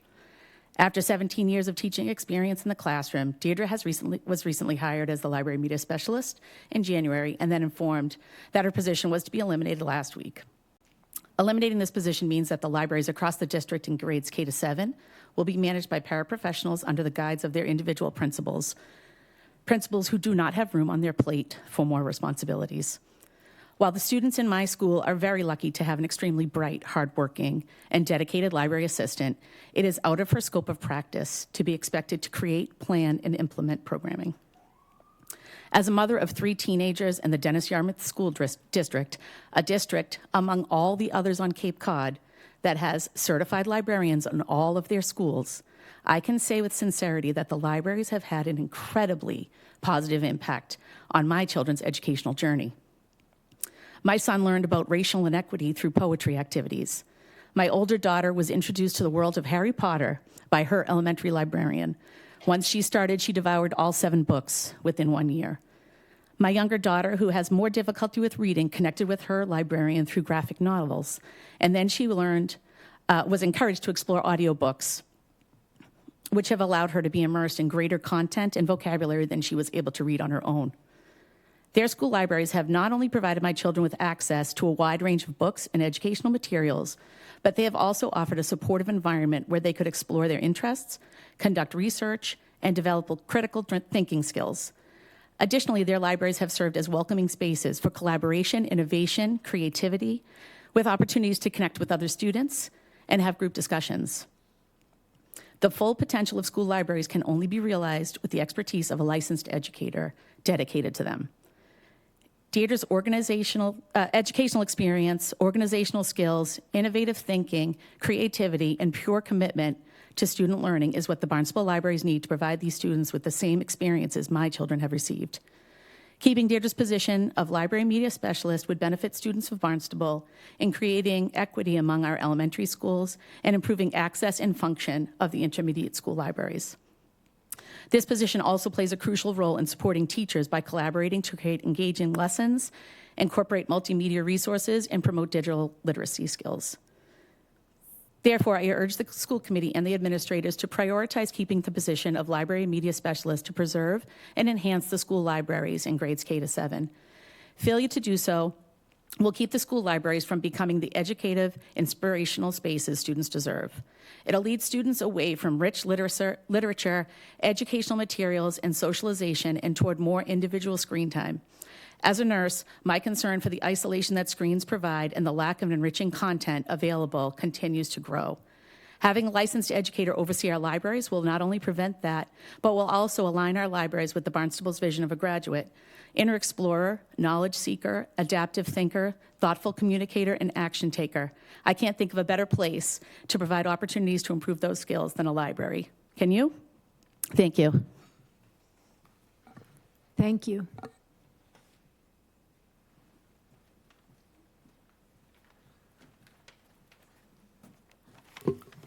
Hi there. I am Amy Manfredi. Marston's Mills is where I reside. I am a school counselor at Barnstable Intermediate School. I have been there for about 13 years. Tonight I am here in support of Deirdre Eldridge and the library media specialist. However, before I go into that, I just do want to acknowledge that I was wildly surprised to see the school attorney on the list. I am just one employee in this district, and I seek Jane out quite frequently. So she's very utilized. So I do hope that that is something that can be looked into. But I take great pride in Barnstable Public Schools, not only as an educator, but as a parent of a 6th grader and a 1st grader. I made a conscious decision to educate my children in this district, which was a hard decision as an educator. Do you really want to work where you live? But I chose that this was the right place. So to see some of these positions was upsetting, but I do know that it's a difficult job. I strongly believe that our educators are top-notch and our students are blessed to have access to such diverse culture, curriculum, programs, sports, and many opportunities. Deirdre has been a dedicated Barnstable employee for 17 years. You all know her story. 8 weeks ago, she got this position, and then last week was told it was no longer going to be a position. Obviously, it's very unfortunate all around, and I genuinely hope that you reconsider this decision. The library media specialist has many job responsibilities. One of those is overseeing all of our library paraprofessionals, who are all wonderful, but they don't have the time, nor are they contractually obligated to fulfill the position, the responsibilities of this position. Principals have way too much time, way too much on their plates to be able to absorb this role themselves. So I am wondering, as well as everybody else, who is going to be overseeing those job responsibilities. It's essential for us to keep our students connected to books and literacy. Children spend, as everybody knows, too much time on screens, even in school. They need books that are up to date, in good condition, pique their interests, are relevant, and books that highlight equity and diversity. The library at my building is an amazing space, but it is hugely underutilized. With a position to oversee this, we hope to transform it into a safe haven for our students, an ideal space that everybody has access to when they need to take a break, that can still connect them and engage them to promoting literacy. I work with a lot of Tier 3 students in my position, and I know that Deirdre has some really amazing visions and ideas to improve all of our libraries, but for specifically mine, I can see a lot of my children benefiting from that. So I do understand and empathize how difficult this is for you all, but I implore you to reconsider eliminating this position. Thank you. Thank you.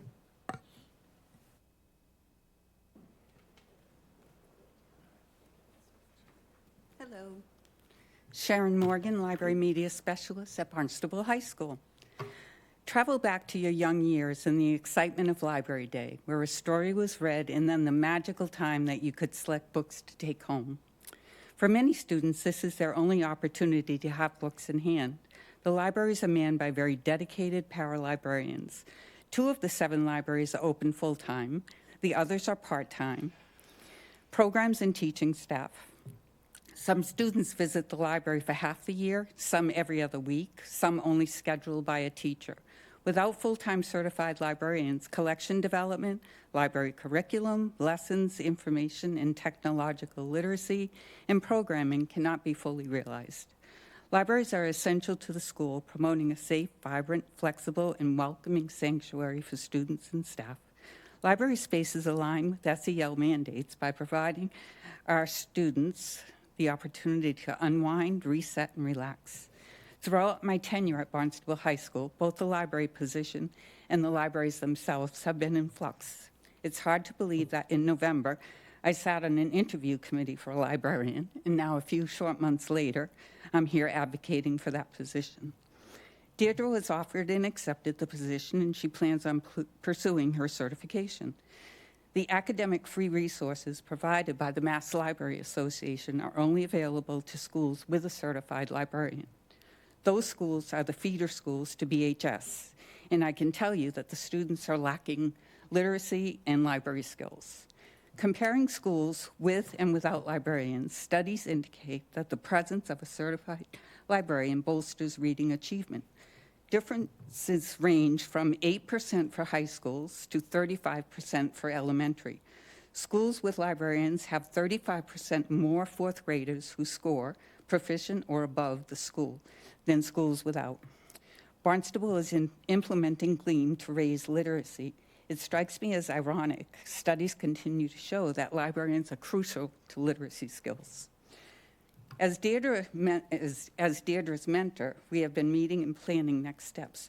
Please afford us the opportunity to move forward so that all students at Barnstable have quality libraries. Again, the paras are wonderful and dedicated, but they need the guidance of a certified librarian. Librarians have the power to transform. They promote cultures of literacy. They propel students forward, being lifelong reading habits, and establish transformative learning spaces rich with resources. Libraries of days past might have been quiet study spaces. Today, they are vibrant learning spaces and often serve as a cornerstone of a school community. I believe that BPS is dedicated to our students, and having a qualified staff in school libraries cements that dedication. Thank you for your time. Thank you.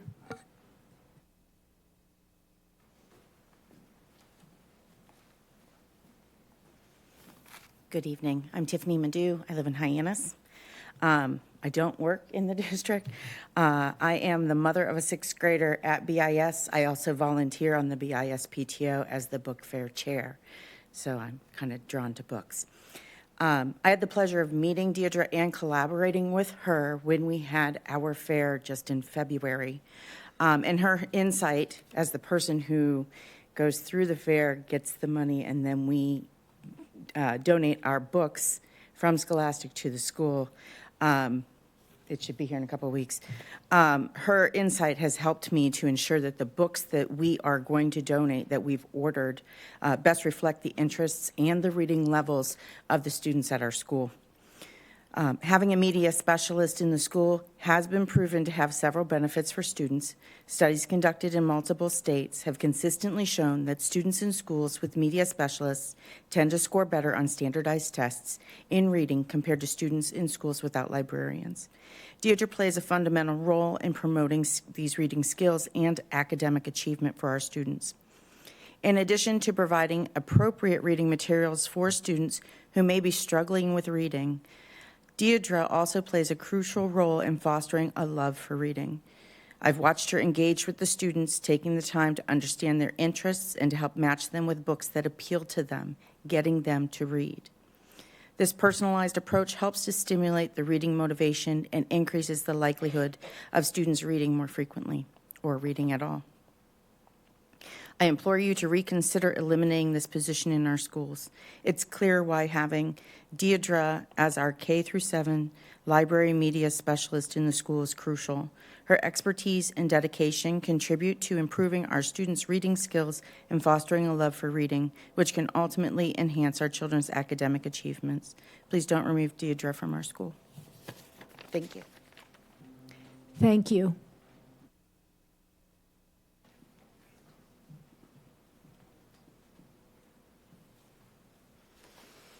Hi, I'm Holeigh Tutoli from Marston's Mills.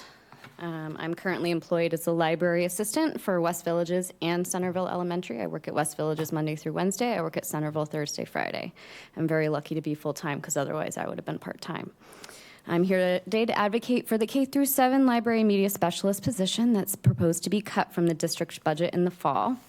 When I heard Deirdre's position was going to be cut, my heart dropped because I believe the cut was made without understanding how much this will impact the libraries that she oversees. For a backstory, we've had a tumultuous couple of years with staffing this position, so the job had actually stayed vacant for the first half of the past 2 school years. For whatever reason, it took them at least 3 months, both times, to hire this position. So we were left to fend for ourselves, all of our library assistants, for a while. And we did okay. We scraped by. I had to train myself because last year was my first year, so I did a lot of connecting with other library assistants, and they were very helpful. But again, nobody on site was able to tell me how to do my job. The library maintenance aspect of our job did not exist. You can walk through any of the K through 7 libraries in Barnstable and you will find a ton of outdated books, maybe with USSR printed inside of them. You will find dusty, dirty, and moldy books. We didn't have time to weed and maintain them properly without a library media specialist. Now we finally have the leadership we have wanted and needed to do this, and her job is about to be dissolved. We spoke with Sarah Ahern on Monday, who proposed that site-based management may replace this position's responsibilities. Site-based management, and so that tells me principals will now be saddled with librarian responsibilities. My principals are wonderful, but I can tell you that they do not have the time in the day to do this. They are very busy. So then, is it going to fall on me? That's not what I'm contractually obligated to do as a part-time paraprofessional in these schools. I truly love my job, and I think that I go above and beyond, in my opinion, as most of the other library assistants do.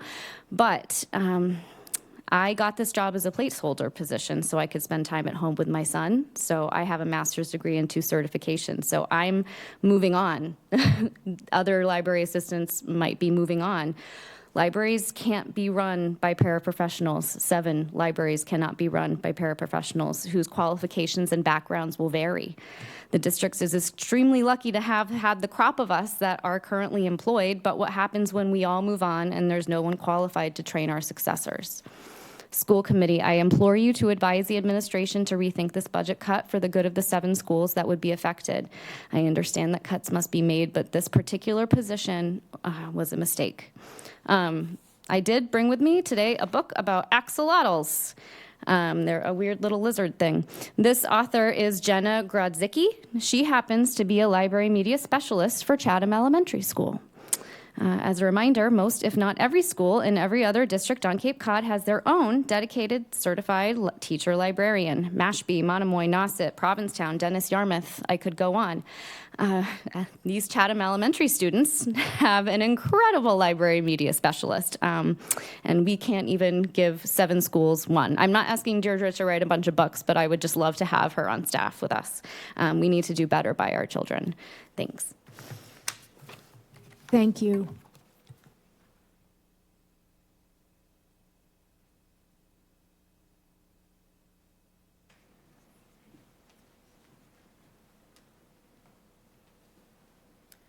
Hi, I am Desiree Joy, the librarian assistant at BUES.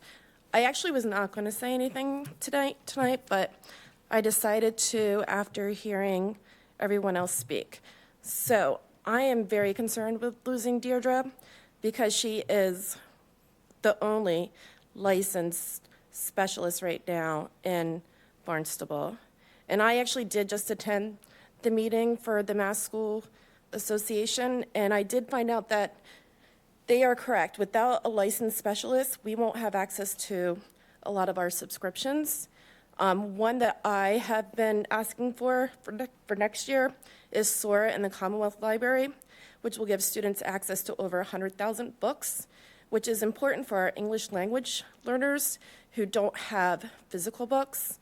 They can then access Portuguese books, Spanish books. I have Haitian kids that are asking for French books. I have Arabic. It's so diverse of a community that we can't staff these books. But if we lose Deirdre, we lose all those other things that maybe we didn't think about. So it's very important that we just consider, like you said, our human capital. I'm also concerned about the school attorney. I wasn't aware that was going to happen. You just think about what if there is a book challenge or we get into some kind of, I mean, it's a huge liability not having an attorney on staff that has your back, not having a library media specialist, if anything comes up, to speak for you, that knows policy, that knows procedure. And if we don't have that policy and procedure, that can create it so that we can make Barnstable stronger and make our libraries more united. Thank you.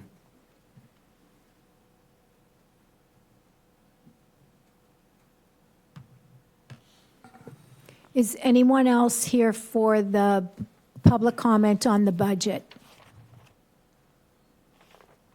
All right. Seeing no one, I will close the public comment on the budget. And I would like to thank each and every one of you who took the time to come tonight to speak to us.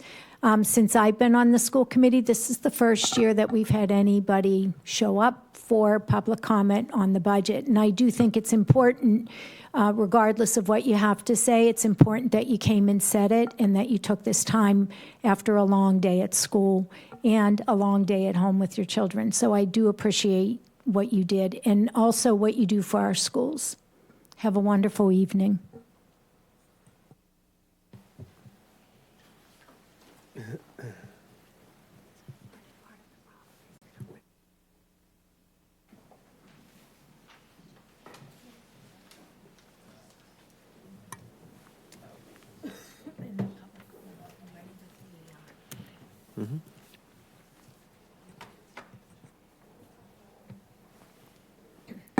All right, we will continue with routine business. Item 4.1, approve the school committee meeting minutes of March 6, 2024. I move to approve school committee meeting minutes of March 6, 2024. Second. Having a motion and seconded, all in favor? Aye. Motion carries unanimously. Item 4.2, public comment. Public comment will be limited to 3 minutes per individual and 30 minutes total. There will be no debate or action taken on public comment items. The committee will take items under advisement, or the individual will request an item to be placed on a future agenda. The chair will also allow public comment at her discretion during the meeting. Is anybody here for general public comment? Seeing no one, I will now close public comment. Item 4.3, school committee comments and subcommittee liaison reports. Jen, do you have anything? I do, yeah, thank you. It's a little different in this forum. Usually we allow, and on the town side, we would allow like a response to people in a public hearing. But I mean, that was a grave testimony to how important this position is when we craft these lofty expectations of students. And I mean, I understand that circumstances change and things, but like this is something that we really need to look at. Are we cutting off our nose to spite our face with that library position and with the town attorney position? So I would like to see some numbers about what we're actually saving. I couldn't find it in the budget book. By eliminating these positions. And like I said, I'd like to see some numbers about what we could anticipate spending with an outside attorney. Those are really important things, not to mention, you know, how many spirits we're not lighting aloft, right? I mean, the concept of not having reading material in your native language is painful to me. And I don't believe we can build kids to the expectations of our charge if we're not very careful about these sorts of things. It's interesting to juxtapose this to, you know, our charge to negotiate contracts. It's interesting to see the meat on the bone versus the other part of it. I joined the school committee to help kids have a fulfilling education and to provide them like a breadth of knowledge and like to warm up to getting better and stronger and growing into who they could be. And I really don't see how that's possible if we remove positions like that and therefore limit accessibility to books and documents and databases and other things. I just don't think that that's an appropriate move. I won't be supporting that, I can promise you that. And then I just also wanted to mention again that I really feel like the facilities subcommittee needs to meet twice a month. And I hope that happens after we get this budget passed. And I look forward to finding a charge that allows us a timeline so that we can appropriately address all of the structural issues we have in the schools, because I think when we talk about that, it could alleviate a little bit on the budget. This is years down the road, of course, if we were to go for an override. I just think there's a big picture.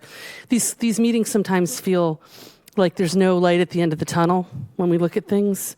But I think if we, adjust our gaze to look at the horizon and really get an idea of how we could, affect things with a budget override or with an override on the ballot, I think we could dig ourselves out substantially and provide better opportunities for our kids and not have to face decisions like this.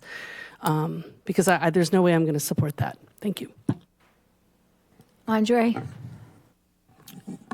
So, Kathy, I do have some slides. Just a few slides. All right. Let's do that at the end. Yes, move along. Mindful of people's time, Kathy. Peter's all set. The only thing that I'll remind people of is that our next policy subcommittee meeting is Friday, April 5th at 1 p.m. via Zoom. All right.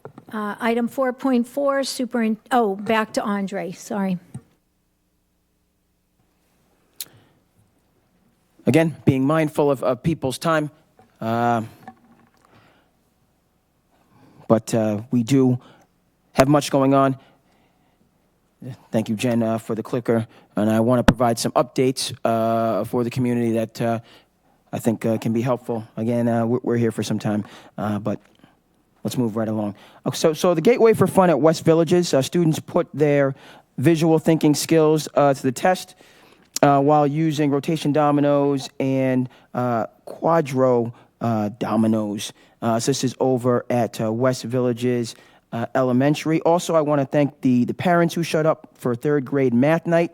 West Villages Elementary hosted this for third graders and their families to have some fun. So we see that it was a good turnout that took place there. Over at BWB, they celebrated, just talking about libraries, a Read Across America week, with guest readers, a book swap, and Dress Like Your Favorite Book Character Day. Again, this is at West Villages Elementary, where they were celebrating Reading Across America Week. Staying at West Villages Elementary, we had guest readers that came in to speak with the students. Heading over to Barnstable Intermediate School, approximately 90 students spent their earned BIS bucks participating, listening to music, and free gym time. BIS bucks are earned by students showing positive behaviors. Thank you to the BIS staff for rewarding these positive actions, right? We want to incentivize, not talk about what they're not doing, but incentivize those positive actions. And this, it took place at the intermediate school. We're going to stay at the intermediate school because the intermediate band students had great performances and lots of fun for the Providence Bruins game. Recent weekend, students got to spend time with their family and friends while performing songs at both intermissions during the hockey game. Well done to our Barnstable intermediate students. I want to congratulate the we're at the high school now, Barnstable High School girls hockey team for being awarded the James F. Mulroy Team Sportsmanship Award from the MIAA. The award was presented to one of Coach Malloy's granddaughters at TD Garden this past weekend. So thank you to the hockey team, also our athletic director, Henry Stevens, on this award. And this is really why I wanted to do this presentation. We're going to make it quick. But folks, we have a great school musical that's coming up. Newsies will show this week, Thursday through Saturday. Get your tickets now, and you don't want to miss the performance from these talented students. Visit BPS website for show times and a link in order to purchase these tickets online. This is Wednesday, so Thursday will be opening night tomorrow at 7 o'clock. It'll be Friday at 7 o'clock, and then 2 shows on Saturday at 2 and 7 o'clock. Go ahead and check out Newsies. Thank you.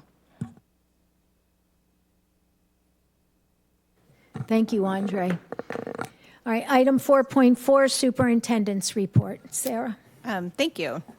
Thank you, and thank you for your engagement and comments during the budget information. It's not part of my prepared remarks, but I really want to respond and just let you know that I'm listening to the community and listening to you as well. So we'll be back on the 3rd with a budget for your vote. So I wanted to start off talking a little bit about the incident that happened 2 weeks ago. I think in the moment we were still kind of in the immediacy of the situation that necessitated a modified lockdown across our Hyannis schools.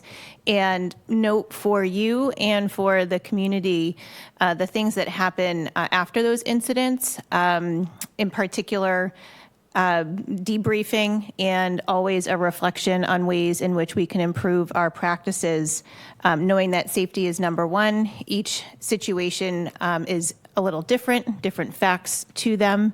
And so we do take time to communicate after the fact. And 2 weeks ago was just too soon to kind of know at that point in time, in the throes of the event, our communication is direct and clear, but sometimes limited, and certainly always learn more after the situation is over.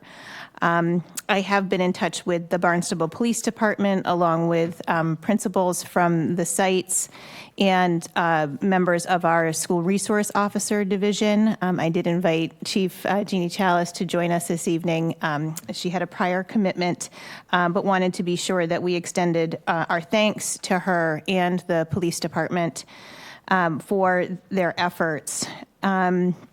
We did have some concerns expressed, and in doing so, that helped us identify gaps and vulnerabilities to which we could respond. Certainly our faculty and staff and our principals living the day-to-day speak up and are advocating for students and themselves. And we take feedback and work to ensure that we're strengthening communication protocols, ensuring we are using our safety tools correctly, including some of our apps that we have on our cell phones, ensuring that training is being completed as intended and expected, and reviewing and strengthening our physical security measures. And in the 2 weeks following the incident, there have been actions taken to kind of do an audit of keys, as well as plan some professional development for some of our newer staff who may not have had an opportunity to do a lockdown training yet. So those are in place, and we are prioritizing physical security measures across the district through capital improvement projects. I hesitate to go into great detail publicly so as to not point out vulnerabilities and weaknesses, but those are in general terms how we kind of respond internally after the fact. We have been prioritizing and focusing on safety. It is one of the initiatives in the district improvement goals.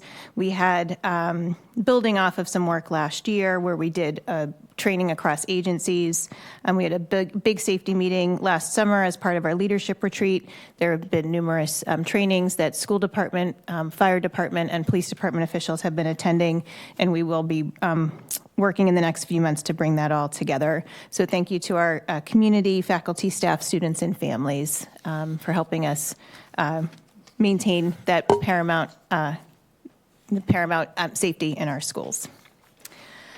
Moving on, I've got a few other things. I wanted to make the community, our families, aware that at the high school there's going to be a presentation by one of our parents, Nicole Briggs.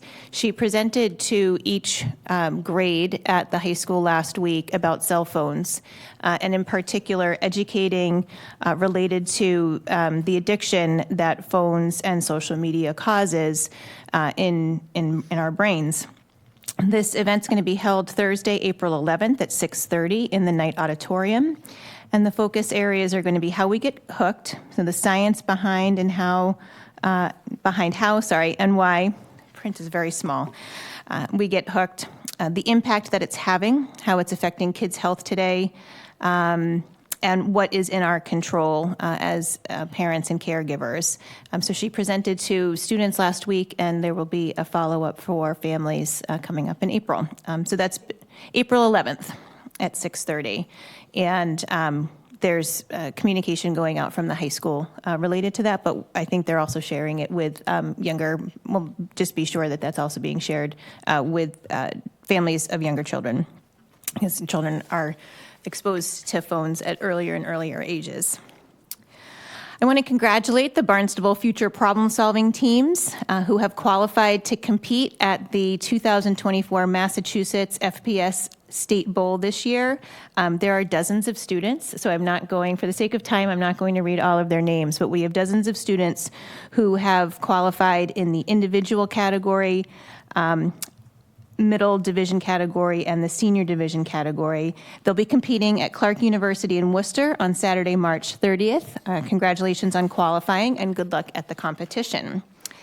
And I also wanted to share my congratulations to the girls ice hockey team who won the James F. Malloy Ice Hockey Team Sportsmanship Award for 2024. We saw that great picture taken up in Boston. The Sportsmanship Award is co-sponsored by the MIAA, that's the Interscholastic Athletic Association here in the state, and the Massachusetts State Hockey Coaches Association. It is presented to high school hockey programs that exemplify the sportsmanship qualities of the late James F. Malloy. He was the former head hockey coach at Everett High School, Malden Catholic High School, and Dom Savio High School. He was a member and past president of the Massachusetts State Hockey Coaches Association and the chairman of the MIAA Ice Hockey Committee. His overwhelming desire was to ensure that high school hockey was played in a fair and equitable manner with sportsmanship as the driving force for all players and coaches. So I wanted to add that additional detail to really note what our girls ice hockey team was being recognized for. So congratulations. That's my comments. All right, thank you. Any questions or comments? Yes, I would like to comment. Thank you for inviting Chief Challies here. She's an unbelievable asset to our community and should have been chief long ago, if you ask me. But she's amazing. And when I spoke with her after that incident, she remarked, as she always does, incredibly self-disparagingly, that the SWAT team is like a ballet. And she said they're so unbelievably connected from all the training that they do that she felt like they put the town in such a safe place. And so I would love for her to come speak to the school committee at some point if you guys haven't had her here. She is incredibly articulate and very, very smart. And we're really lucky to have her at the helm. And I really encourage that because I know the public would really love to hear that the kids are safe. We know the school resource officers get a lot of press and they're all awesome, but just to see who's in charge of the whole operation, I think is really, really worth it. So, and thank you for following up with the teacher that, I think very articulately put her concerns together in a very long email. She was very, very satisfied with the response and very thankful that you took the time to listen to her and solve the problems one by one. So that sort of attention is really great. Thank you. Andre? Peter? All set. I'm all set. Thank you. All right, item 4.5, Assistant Superintendent's Report. Kristen? Thank you. I have 2 items for you tonight. The first is a GLEAM update. So we are in the final 2 weeks of our field test of the 2 literacy programs. Since our last school committee meeting, we've been busy. We've conducted classroom visits supported by EL Education, one of the pilot programs. The visits occurred at each of the school sites. Each team consisted of the building principal, the EL education representative, and a district representative. We spent 15 to 20 minutes in each classroom, and then each pilot teacher had the opportunity for a one-on-one with the rep from the company to spend 10 minutes or so sharing reflections of the lesson and asking questions regarding implementation. This process we had done previously also with representatives from CKLA, so we've provided that opportunity for both programs and pilot teachers for each of those programs. We've also had our March 13th in service since our last meeting, and that afternoon was used as an opportunity for pilot teachers from each program to share lesson resources with the non-pilot teachers. So not only do we want to have our teachers that are experiencing the 2 programs, but we want to make sure that our teachers that aren't directly interacting with the materials had an opportunity to learn more. So I thank our pilot teachers. They did a fabulous job providing information, sharing lesson resources.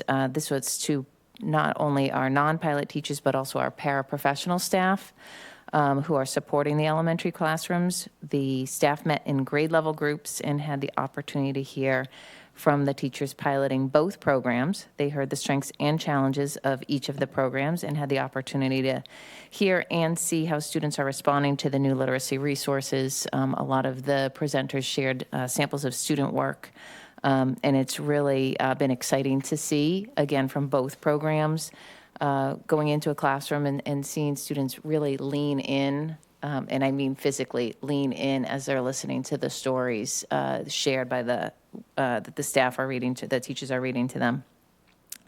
Also built into that afternoon was the opportunity for pilot teachers to spend time together to share their pilot experiences with one another. So both within the same program, but across all grade levels, and then across programs. So it really gave a chance for the teachers to hear from one another, again, what they're experiencing about the individual program that they're working with teachers in other grade levels, and then hearing from those staff that are piloting the other programs. So we really broke it down to give pilot teachers some dedicated time together, and then the second half was the time to share with the non-pilot teachers. Next week, we'll be conducting focus groups and surveys for both students and their families, or students who are in the classrooms, with where the programs are being piloted, and their families will also be asked to participate in forums and surveys. All of this feedback, data, along with feedback from pilot teachers that's collected weekly, surveys that were collected from non-piloting educators and staff who participated in the March 19th in-service, will be presented to the GLEAM team and to the pilot teachers when they come together on April 3rd for the in-service day to review all data and go through a consensus building exercise for the group to recommend a program for adoption. So that's our current status, and I'm really looking forward to the work. We are in the home stretch, but still a lot of big decisions to make. And I think the work that teachers have done has just been nothing short of amazing, and I think they're excited just with what they're seeing from students. So it's really something to look forward to.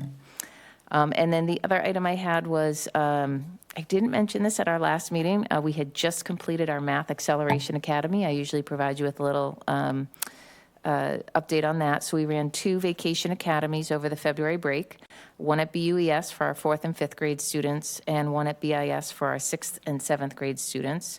Both academies took place February 20th through the 23rd. So we do a Tuesday through Friday, because Monday's a holiday. The academies are grant funded by the Department of Elementary and Secondary Education. This is the 3rd year that we've run the academies, and included in the grant funding is transportation, breakfast, and lunch, as well as access to fantastic teachers who are passionate about math. For the BUES Academy, we had 42 students, grades 4 and 5, register for the academy. Students were identified using our STAR assessment data, and so we sent out a blanket email to students who met the criteria to provide them with the information in a Google form for registration. The academy was staffed by 6 classroom teachers. At that grade level, we also had an enrichment teacher, and of course, a nurse was on site, all of whom operated under the support and supervision of a site coordinator. Students were provided engaging lessons that were created to deepen their understanding of core concepts in math. The enrichment classes of art, gym, music, and STEM were designed with a focus on math as well. Students had the opportunity to work collaboratively on various mathematical concepts. Feedback from families was positive. One parent did email the coordinator and stated her daughter was very upset that they were going away for April vacation, because we will be running another academy, because she wanted to go back to the math academy. At BIS, we had 61 students register for the academy. Students worked on number sense ratios, proportions, and geometry standards in small groups. Teachers incorporated lessons that used manipulatives, small group collaboration, incorporated lessons that small group collaboration, competitive math games, and frequent movement breaks. The week ended with a field trip to the high school, which included a math scavenger hunt throughout the whole building. Students worked in teams of 6th and 7th graders to find and solve math problems that were located at key locations throughout the school. Students really enjoyed having the high school to themselves to explore. We've used it as an opportunity to introduce the schools to the students to the high school, which they will be going, where they'll be going. Some student quotes that were shared with me is, long division isn't hard anymore. Can I come back in April? I like spending time with my friends, and I didn't think I was going to like being here. In both programs, just to give you a sense, the students receive over 5 hours of math each day. That's a requirement of the grant. We have to provide 5 hours of math instruction daily. This is over the course of 4 days, totaling 21 hours of math instruction for the week, which is the equivalent of 1 month of math learning. So it's really exciting to hear from students and to see them engaging. I did have the opportunity to stop by both sites when they were in action, and the kids were just highly engaged. The teachers really are highly engaged. And, again, I think I see this every year. Keeping in mind they are giving up a week-long vacation for math. But we are currently in the planning stages for our April Vacation Academy. And that will take place from April 16th to the 19th. And again, we run it as a 4-day session, which I do think helps with attendance. I think people really appreciate both students and staff having that long weekend before they go into the academy. That's it. Thank you.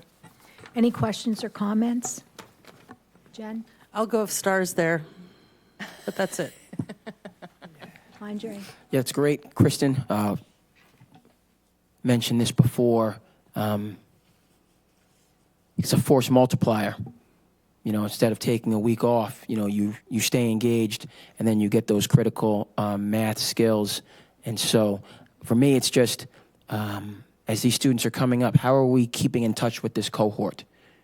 These dedicated students that are taking the time, because that's how you become an outlier. You don't have to go ahead and read Malcolm Gladwell's book. I'll give you a quick, Cliff Notes right now. You get those 10,000 hours, to obtain that specialty and that expertise. And so it's just tremendous. This program, we have this here in the Barnstable public schools, developing these students through those early elementary and intermediate levels, so that they're going to be primed to be superstars when they do get to the secondary level. And so again, just my question about just keeping track of this cohort, these dedicated students, to let them know how proud of them we are, and that they can continue to excel in Barnstable Public Schools. Nice job.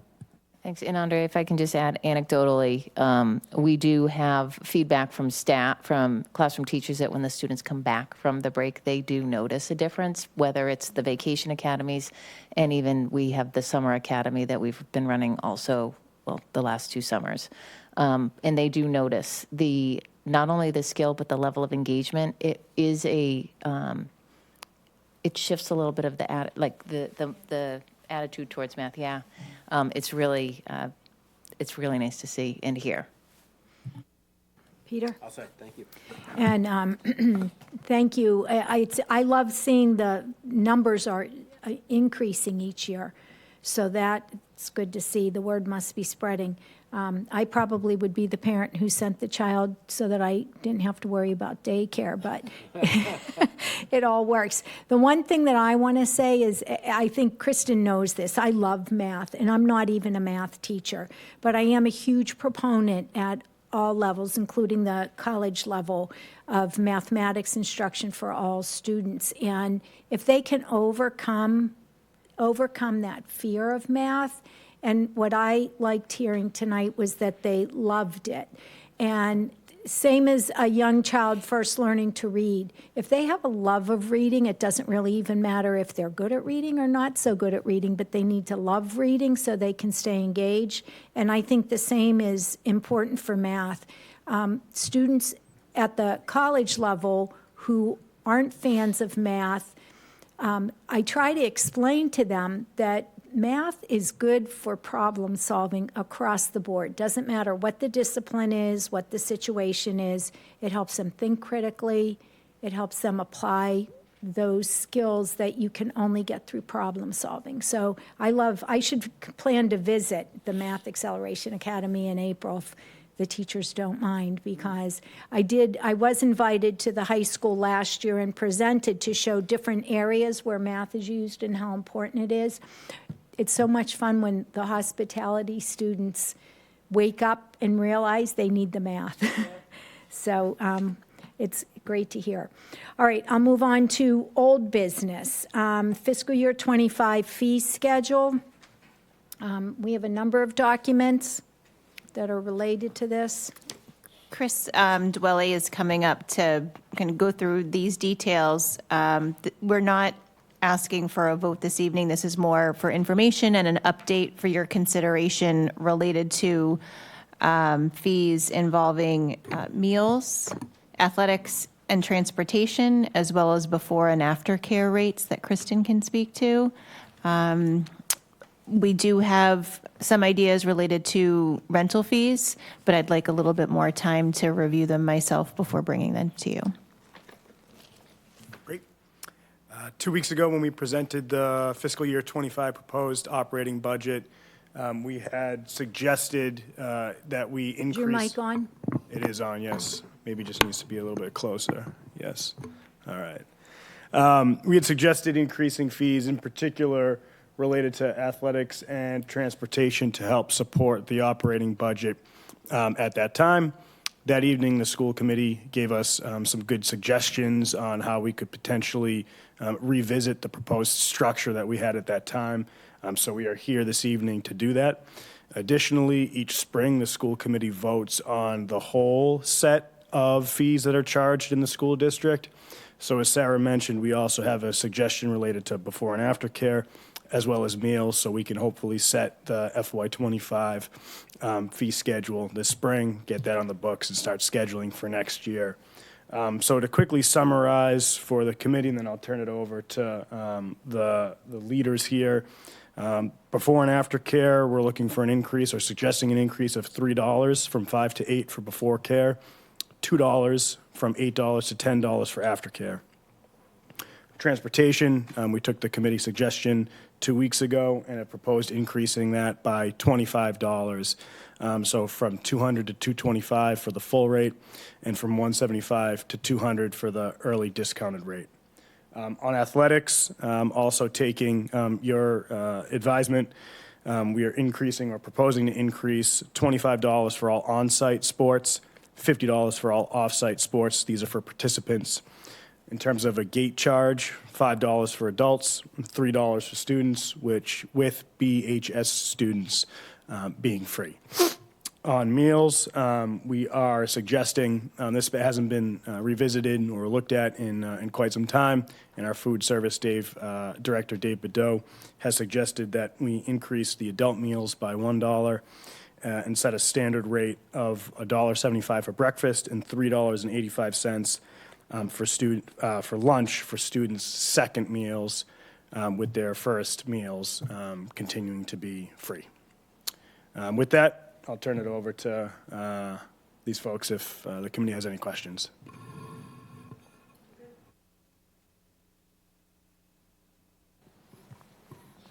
Yeah, I like the fee schedule much better than I did 2 weeks ago, I guess it was, whenever it was.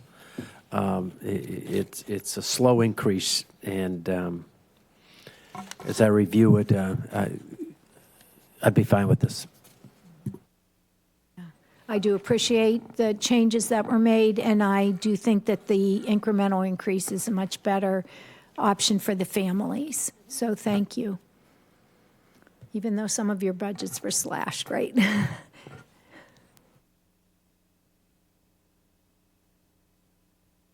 you, Chris. Thank you. Thank you, Sandy and Thank you. Henry. Okay. All right. Item 5.2, approve interim executive director of technology job description. Sarah. Thank you. So this is a draft job description. I have shared it with a number of folks, including Bill Cole, Kristen Harmon, and the BAO president, and members of the Educational Technology and Infrastructure Technology Department. And I'm bringing it forward to you as a proposal that is budget neutral, to rethink and restructure how we attend to technology, both in the short term and then ultimately in the long term. Right now, our technology departments are divided, where educational technology falls under teaching and learning, which can often be a very appropriate place to be, and the infrastructure technology team falls under the facilities department, making the director of facilities job quite a monumental task. And as a result, I don't think that that this is serving our infrastructure technology needs well in the short term.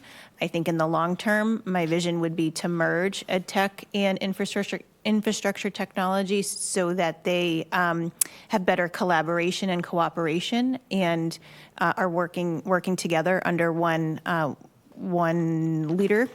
leadership. And right now, either Kristen or myself is often, kind of serving in that role of bridging the gap. And so that's kind of the long-term vision. But in the short term, we do have, and wish Mike Lambros well as he departs the district as the director of facilities. But I see this as an opportunity to split the responsibilities and have an executive director of technology on an interim basis. This is a very big job description, so I wrote it with the future in mind, but I think that the immediate priority is to focus on some of the infrastructure pieces. We've started down that road. We had an attempted cyber attack last spring. We've put some things in place, but it uncovered our vulnerabilities and our weaknesses and how much more work there is to do in terms of that operations piece. So my thought here is to, and is asking you to approve this job description sort of with the big picture in mind. In the interim, it would be really focused on the infrastructure, shoring up the infrastructure side of technology. I'd like to start by asking for you to approve the job description and a position. I have had a conversation with our Deputy Director of Facilities, Kevin Maxim, about taking on the Interim Director of Facilities role. In doing this, it would focus him on facilities management very specifically, give the technology folks an expert to work with and to lead them. I would not immediately backfill the Deputy Director role, which is where the budget neutral nature comes from. Pause for the moment, evaluate our staffing in both departments for the long run, and figure, kind of get things shored up in the current moment. We have a number of other leadership searches that we need to do that are school-based. Let us focus on those, shore up these two areas, and then at some point down the road, kind of reevaluate where we are and what we think our staffing needs are. This person, in my mind, would kind of audit the technology department. Feedback from the technology folks is that their job descriptions have not been looked at in a very long time, so I'd want this person to make some recommendations to us about how we could work better in that area. So I'm happy to answer any questions, but that's kind of the framing and the big picture of the ideas here. Are there any questions? My computer is having some difficulty loading. What was the salary for this position? I didn't have a salary listed on the job description, but most of our directors fall in that, kind of 110 to 120-ish range.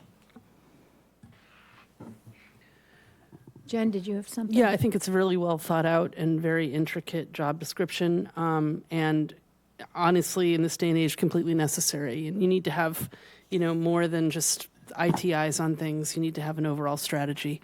So I would support this, yeah.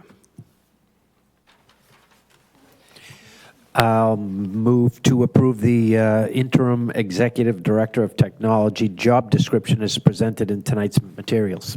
Second. Having a motion and seconded, all in favor? Aye. All right, motion carries unanimously. Item 5.3, approve interim executive director of technology position. So this is the position Be the that, the position. interim position that's just related to the job description we approved. Move to approve the interim executive director of technology position. Second. Having a motion and seconded, all in favor? Aye. And motion carries unanimously. Thank you. All right, item 5.4. All right, so we have a number of action items on policy revisions. These are the policy revisions that came as a first read earlier this month. So the first two, item 5.4, revise policy EFC and name change, universal free school meals, replaces free and reduced price food services. This policy and the next policy reflect changes in the Massachusetts School Meals Program as a result of the Chapter 78 of the Acts of 2023. There is no change in policy EFC between the last meeting and this meeting. Okay. Go ahead. I'll move to revise policy EFC and name change to universal free school meals, which replaces the previous name of free and reduced price food services as presented in tonight's materials. Second. Having a motion and seconded, all in favor? Aye. And motion carries unanimously.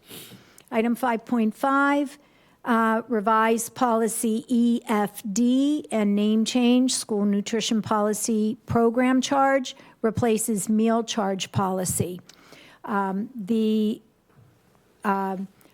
This was updated after the last meeting. We did receive some feedback from the Director of Food Services, Dave Bedeau, and he provided information that there was a lot of language that's no longer relevant due to free meals being in place.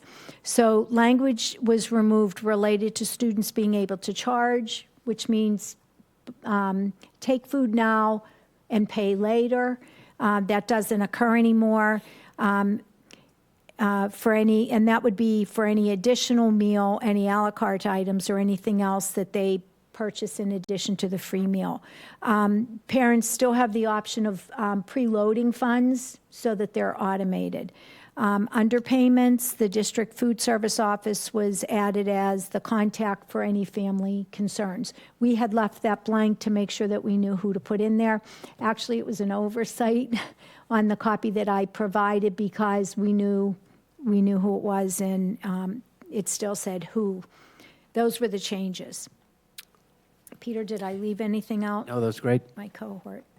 I move to revise policy EFD and name change to school nutrition program charge, which replaces the previous name of meal charge policy as presented in tonight's material. Second. Okay, having a motion and seconded, all in favor? Aye. Aye. And motion carries unanimously.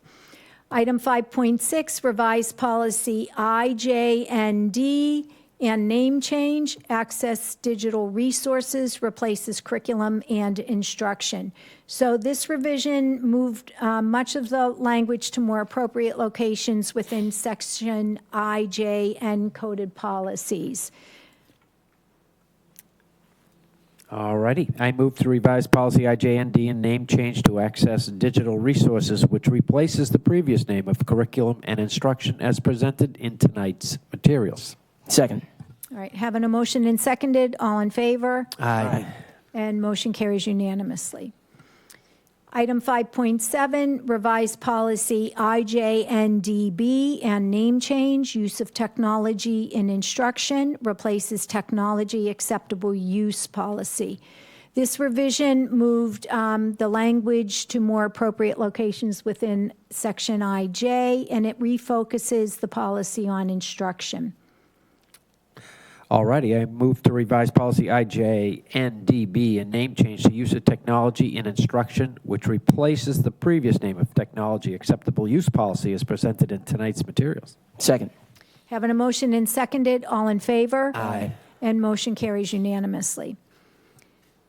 Item 5.8, revised policy IJNDC and name change. Acceptable use of digital resources replaces web publishing guidelines. This revision provided appropriate language from the above policy that's still necessary while removing outdated language. All right, I move to revive policy IJNDC and name change to acceptable use of digital resources, which replaces the previous name of web publishing guidelines as presented in tonight's materials. Second. Having a motion made and seconded, all in favor? Aye. And motion carries unanimously. Item 5.9, create policy GBEE, personal use of technology. This is a new policy that's recommended by MASC, and I believe in line with what DESE is requiring. It outlines the responsibilities of district personnel in their use of technology. It's expected that this will provide a foundation for further administrative procedures to make sure that everything is in place. I move to create policy GBEE, personal use of technology, as presented in tonight's materials. Second. Having a motion made and seconded, all in favor? Aye. Motion carries unanimously. Item 5.10, create policy JICJ, student use of technology in schools. This also is a new policy. It outlines the vision and responsibilities of student use of technology, and it too is expected that it will be the foundation of further administrative procedures in that area. I move to create policy JICJ, student use of technology in schools, as presented in tonight's materials. Second. Having a motion made and seconded, all in favor? Aye. Motion carries unanimously. Item 5.11, create policy KDC, community use of digital resources. Move to create policy, this is a new policy that recognizes digital resources, most notably public Wi-Fi, and are now common resources of the school, outlining appropriate considerations. Peter. All right, move to create policy KDCB, district website and social media, as presented in tonight's materials. Second. Having a motion made and seconded, all in favor? Aye. Motion carries unanimously. Item 5.12, create policy KDCB. Oops. I think we 11. 11, yeah. 5.11, create policy KDC, community use of digital resources. This is a new policy. It's recognizing that digital resources, no, I just did that one, didn't I? Student use. Did I make the motion you for made the motion. Okay, you know what? Can I Yeah. make the motion on 511 now? I thought you did make the I motion. think I made the 512 motion. Oh, okay, sorry. So I will move to create policy KDC, community use of digital resources, as presented in tonight's materials. Second. having a motion made and seconded, all in favor? Aye. And motion carries unanimously. Now we're on 512. And I can move to create policy KDCB, district website and social media, as presented in tonight's materials. Second. All in, having a motion made and seconded, all in favor? Aye. And motion carries unanimously. I feel like we're naming radio stations. Yeah, exactly. Okay. New business. So the first item, 6.1, approve resolution calling for fully funded adjusting Chapter 70 aid for inflation for fiscal year 25 and beyond. So this is included in your packet along with the specific proposal that's being sent to the state. It's an effort to fix a problem that was spearheaded by behavioral school committee member Thomas Granneman, who is an economist, so he did a lot of study and crunching of numbers and understands the impact that the reduction in the funding has presented challenges to our schools. So if we were to pass this resolution, it does provide one way to publicly advocate for legislation to change Chapter 70 aid, and it sends the message that we're seeking full inflationary adjustment of Chapter 70 aid for fiscal year 2025 and beyond.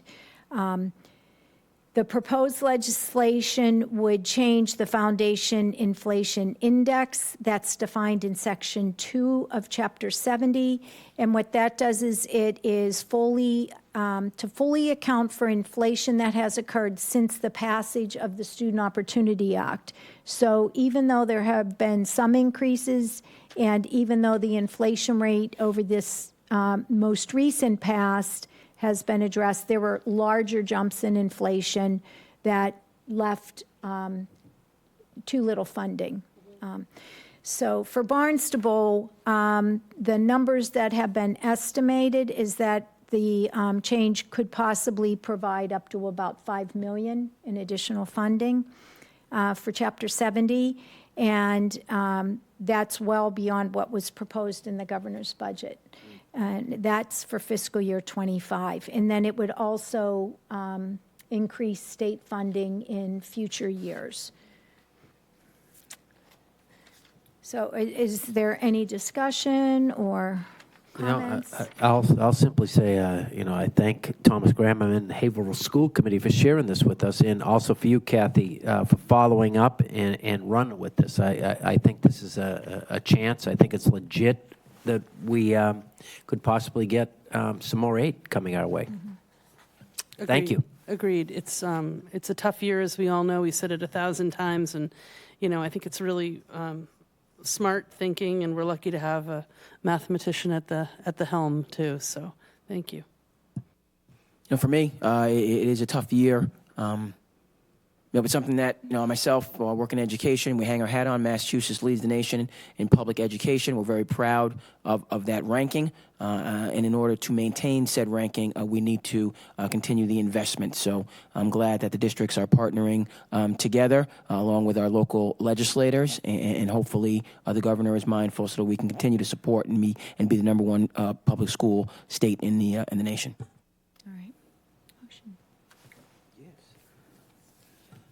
All right. I'll move to approve the resolution calling for fully adjusted Chapter 78 for inflation for fiscal year 2025 and beyond, as presented in tonight's material. Second. Having a motion made and seconded, all in favor? Aye. And motion carries unanimously. Thank you. Just a point of information, what's the timeline that we expect to hear about this? Is there one So provided? the House will take up the budget in mid-April. So we're actually the second district that I'm aware of who's now passed a resolution. We would also ask for our town administrators and the public to urge the legislatures, so it becomes a political action.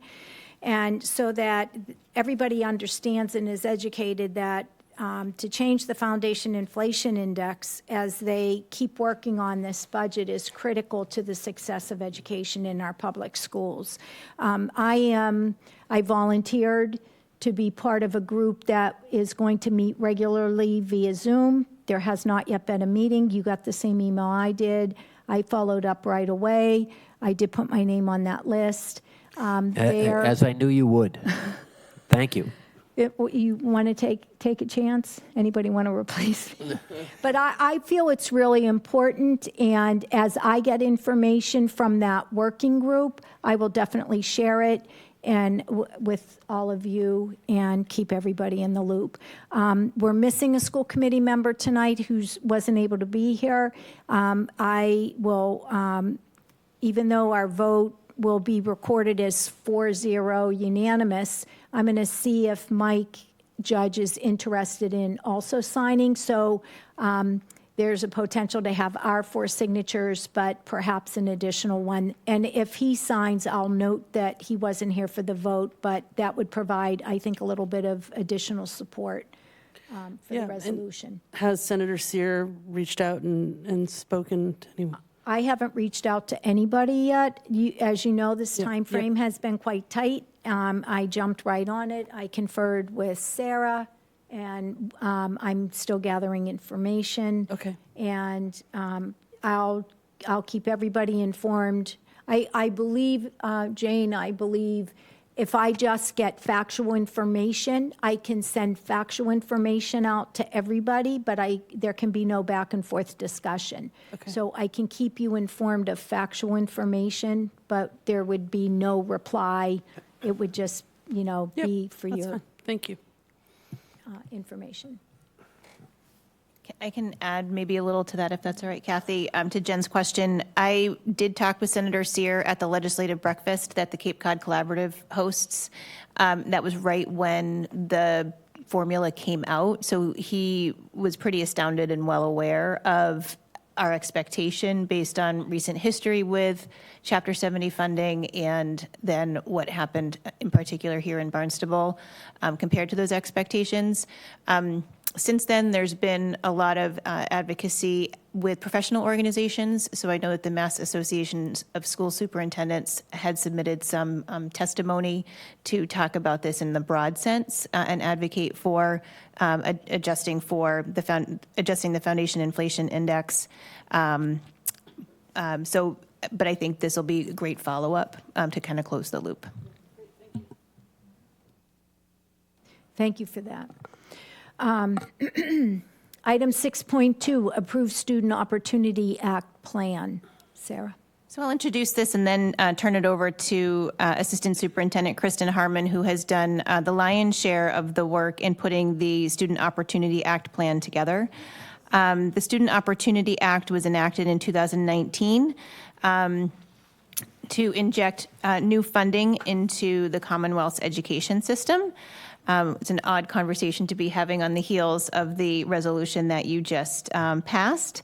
The law does provide for and creates a need for every district to set clear targets to improve disparities in achievement among student groups and develop a 3-year plan. So Barnstable created a 3-year plan back in 2021.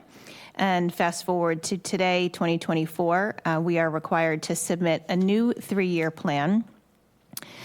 Student Opportunity Act plans and district improvement plans are related, and the SOA plan, I think, is seen as, or ought to be seen maybe as a subset of a district improvement plan, where the district improvement plan is a comprehensive plan. And by contrast, the SOA plan addresses a smaller subset of the district's overall initiatives. It was not an easy thing to put together. I think it took quite a few hours on Kristen's part in particular. We did send out a survey to community members, which is a requirement of plan development, and we are looking for your support and vote as the plan is due on April 1st. So with that, I'll turn it over to Kristen. So you do have a copy of the our SOA plan that was developed. Just a little bit of information. As Sarah mentioned, we sent out a survey really to check our thinking, were we on the right track. As part of the plan, there are 3 strategic objectives identified by the department that we should be focusing our energies on, and our role is to identify where do we want to target those energies. Not that the other objectives are going to be put off to the side, because as was mentioned, we have the larger district improvement plan of which those are aligned to. So just real quickly, strategic objective 1 is cultivating systems to support the whole student and foster joyful, healthy, and supportive learning environments so that all students feel valued, connected, nourished, and ready to learn, which is a very high priority in this district. Strategic objective 2 was to promote deeper learning so that all students engage in grade level work that is real world, relevant, and interactive. Also would be found on our district improvement plan. And finally, strategic objective 3, develop and sustain a workforce that is diverse, culturally responsive, well-prepared, and committed to continuous improvement so that all students have equitable access to effective educators, also in the district improvement plan. So I think, we could have gone in any direction, but also looking at the very focused work we are doing with Gleam, it seemed like that was the right direction for us, at least for this plan. Again, keeping in mind the district improvement plan encompasses the other strategic objectives, and really landed on the priority area of select and skillfully implement high quality and engaging instructional materials that support culturally and linguistically sustaining practices and foster deeper learning, of which it's all nested. Inclusive curriculum adoption process, which you saw as one of the budget items tonight. Supporting curriculum implementation, which is what we are in the midst of, but also that is highly connected with the adoption process. Comprehensive approach to early literacy, again, such a tremendous focus of the Gleam grant, and early literacy screening and support, which I had presented to the committee a number of months ago around our early literacy screening. So we felt that this was really the best approach in terms of the plan. And we did send out the survey translated in Spanish and Portuguese to our families last week to, again, check our thinking. Were we on track? They had the information about the 3 objectives, and were they in support of the focus areas, the strategic objective, the focus areas, and those priorities. And so just real quickly, we had 155 respondents across the board, which is much higher than our prior survey related to our previous Student Opportunity Act. So that was exciting. We had 113 parents, 41 educators, and again, some people you identify as many as pertain to you. Support staff was 9, administrators 5, 13 people identified as community members, 3 people representing students with disabilities, 6 representing English learners, and 2 representing homeless populations. So the agreement, again, I would say looking at, we had the Likert scale of strongly agree and agree. The strategic objective 2, 70% of the respondents agreed that that was the right focus. And in terms of, they said, really start with the early literacy screening. That probably should be number 1 on the list. And again, it is the work that we're currently doing, so it felt really validating.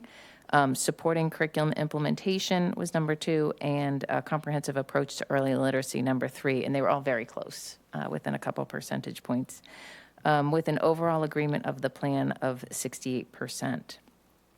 Within the plan itself, we provided an executive summary, and then that was actually kind of completed at the end, although they put it first. And section 2 was really a dive into our data. So we looked at MCAS data, STAR data, our local data. We did some comparison between grades and performance on MCAS. And then so you can see within the plan, they give a prompt, and then what's in bold is the response. Section 4, we had to indicate how we were seeking input from stakeholders, and again, where we were focusing on literacy. We had so many opportunities in which we'd had feedback from families through the Gleam grant. Again, it just felt right. Plus, we have the Youth Truth Survey, and then again, as our last kind of checkbox, to make sure that we got a survey out to the larger stakeholder group. And then finally, we had to identify those 5 areas of the adoption process, the early literacy screener, the comprehensive approach to early literacy, and provide just some information for each of those, what DESE calls the evidence-based practices.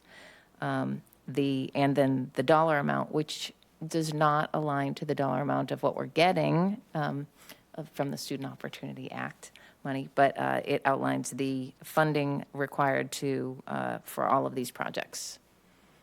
And I'm happy to answer any questions. Any questions? Just that last sentence you said, the money we're getting does not equal to the money we'll be spending. Sure. So the Student Opportunity Act funds, so we had $159,000 was the funding. But these projects, and so they're looking for our appropriations that we're putting towards this. We also have our GLEAM grant, so we have some additional supports that we have access to, which is great. But this is all built into the current budget. And so the staffing that's participating in this or supporting the work. So they want to see what is the budget for all of these projects. All set? All set. I move to approve Student Opportunity Act plan as presented in tonight's materials. Second. Having a motion made and seconded, all in favor? Aye. Motion carries unanimously. Item 6.3, school choice adoption for the 2024-2025 school year. So this we bring to school committee. I think we talked about it last meeting. It's just approving that we will participate in the school choice. I'll move to approve school choice adoption for 2024-2025 school year. Second. Having a motion made and seconded, all in favor? Aye. Motion carries unanimously. All right, so the next several are first reads of policies that are coming from the MASC policy updates. The committee was going strong, and I believe we have 3 more left for that regular review. And then we'll be back to business as usual, which is not going crazy. So item 6.4, delete policy IE, organization of instruction. This is just outdated, and relevant content is in other policies, so it's not needed anymore.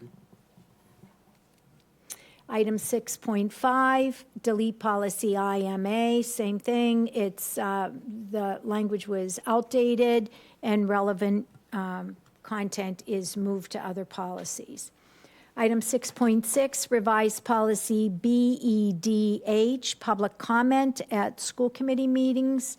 It removes one piece of language in item number 4 that is required based on recent legislation in the guidelines. Item 6.7, create policy CHA, CHC, development and dissemination of procedures. There were 2 smaller policies, policy CHA and a separate policy CHC.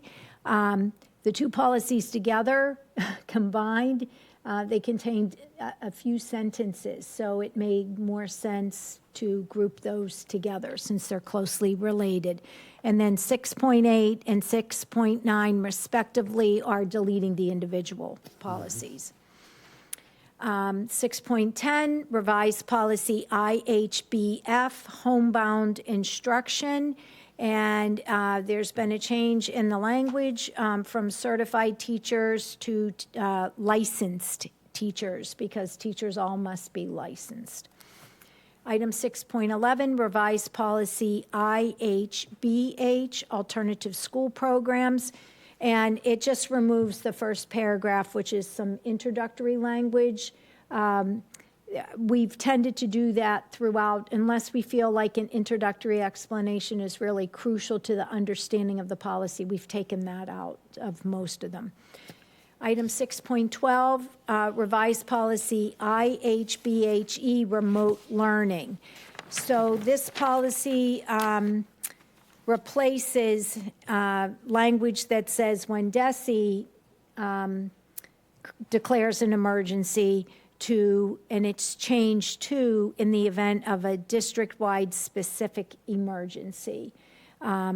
And the rest of the policy remained intact. There was some additional cross-reference an additional cross-reference was added.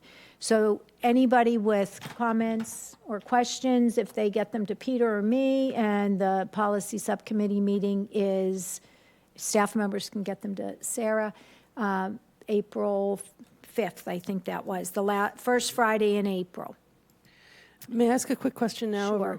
The one about public comment. What is the word that's been deleted? Do you happen to know? So it's, the last line of item 4 had how people could speak, and the last few words said that they could not speak if it contained obscenities. And there was a case that was brought forward challenging somebody standing at public comment and told they couldn't speak because they used obscenities. I thought we called that French. We don't call that French anymore. Well, I guess now we are calling it that, and so it would still be at the discretion of the chair that if it were very offensive, I would probably remind people that this is a school district, and let's try to keep our comments appropriate for the children and families in our schools. Thank you. Yeah. Anything else? No. Okay. So I finished all of Yes, on to 7. All right, on to 7. Conduct finance and facilities. We have no budget transfers this evening, so that item is not needed. Item 7.2, approve accounts payable warrant, fiscal year 24, warrant number 38. I'll move to approve accounts payable warrant, FY24 warrant number 38 in the amount of $498,766.95. Second. Having a motion made and seconded, all in favor? Aye. And I'm opposed. So the motion carries. And item 8, executive session to provide the school committee to approve school committee executive session minutes of March 6, 2024, and a strategy session in preparation for negotiations with non-union personnel and/or contract negotiations with non-union personnel. Move to go into executive session, not to reconvene in open session, to approve the school committee executive session minutes of March 6, 2024, and then conduct a strategy in preparation for negotiations with non-union personnel and contract negotiations with non-union personnel. Second. Having a motion made and seconded, this is a roll call vote. Jen? Yes. Andre? Yes. Peter? Yes. And I vote yes. The regular school committee meeting is concluded. Yeah, Kevin, I thought he did, Kevin Maxim. Okay. No, I didn't. I didn't know we should have.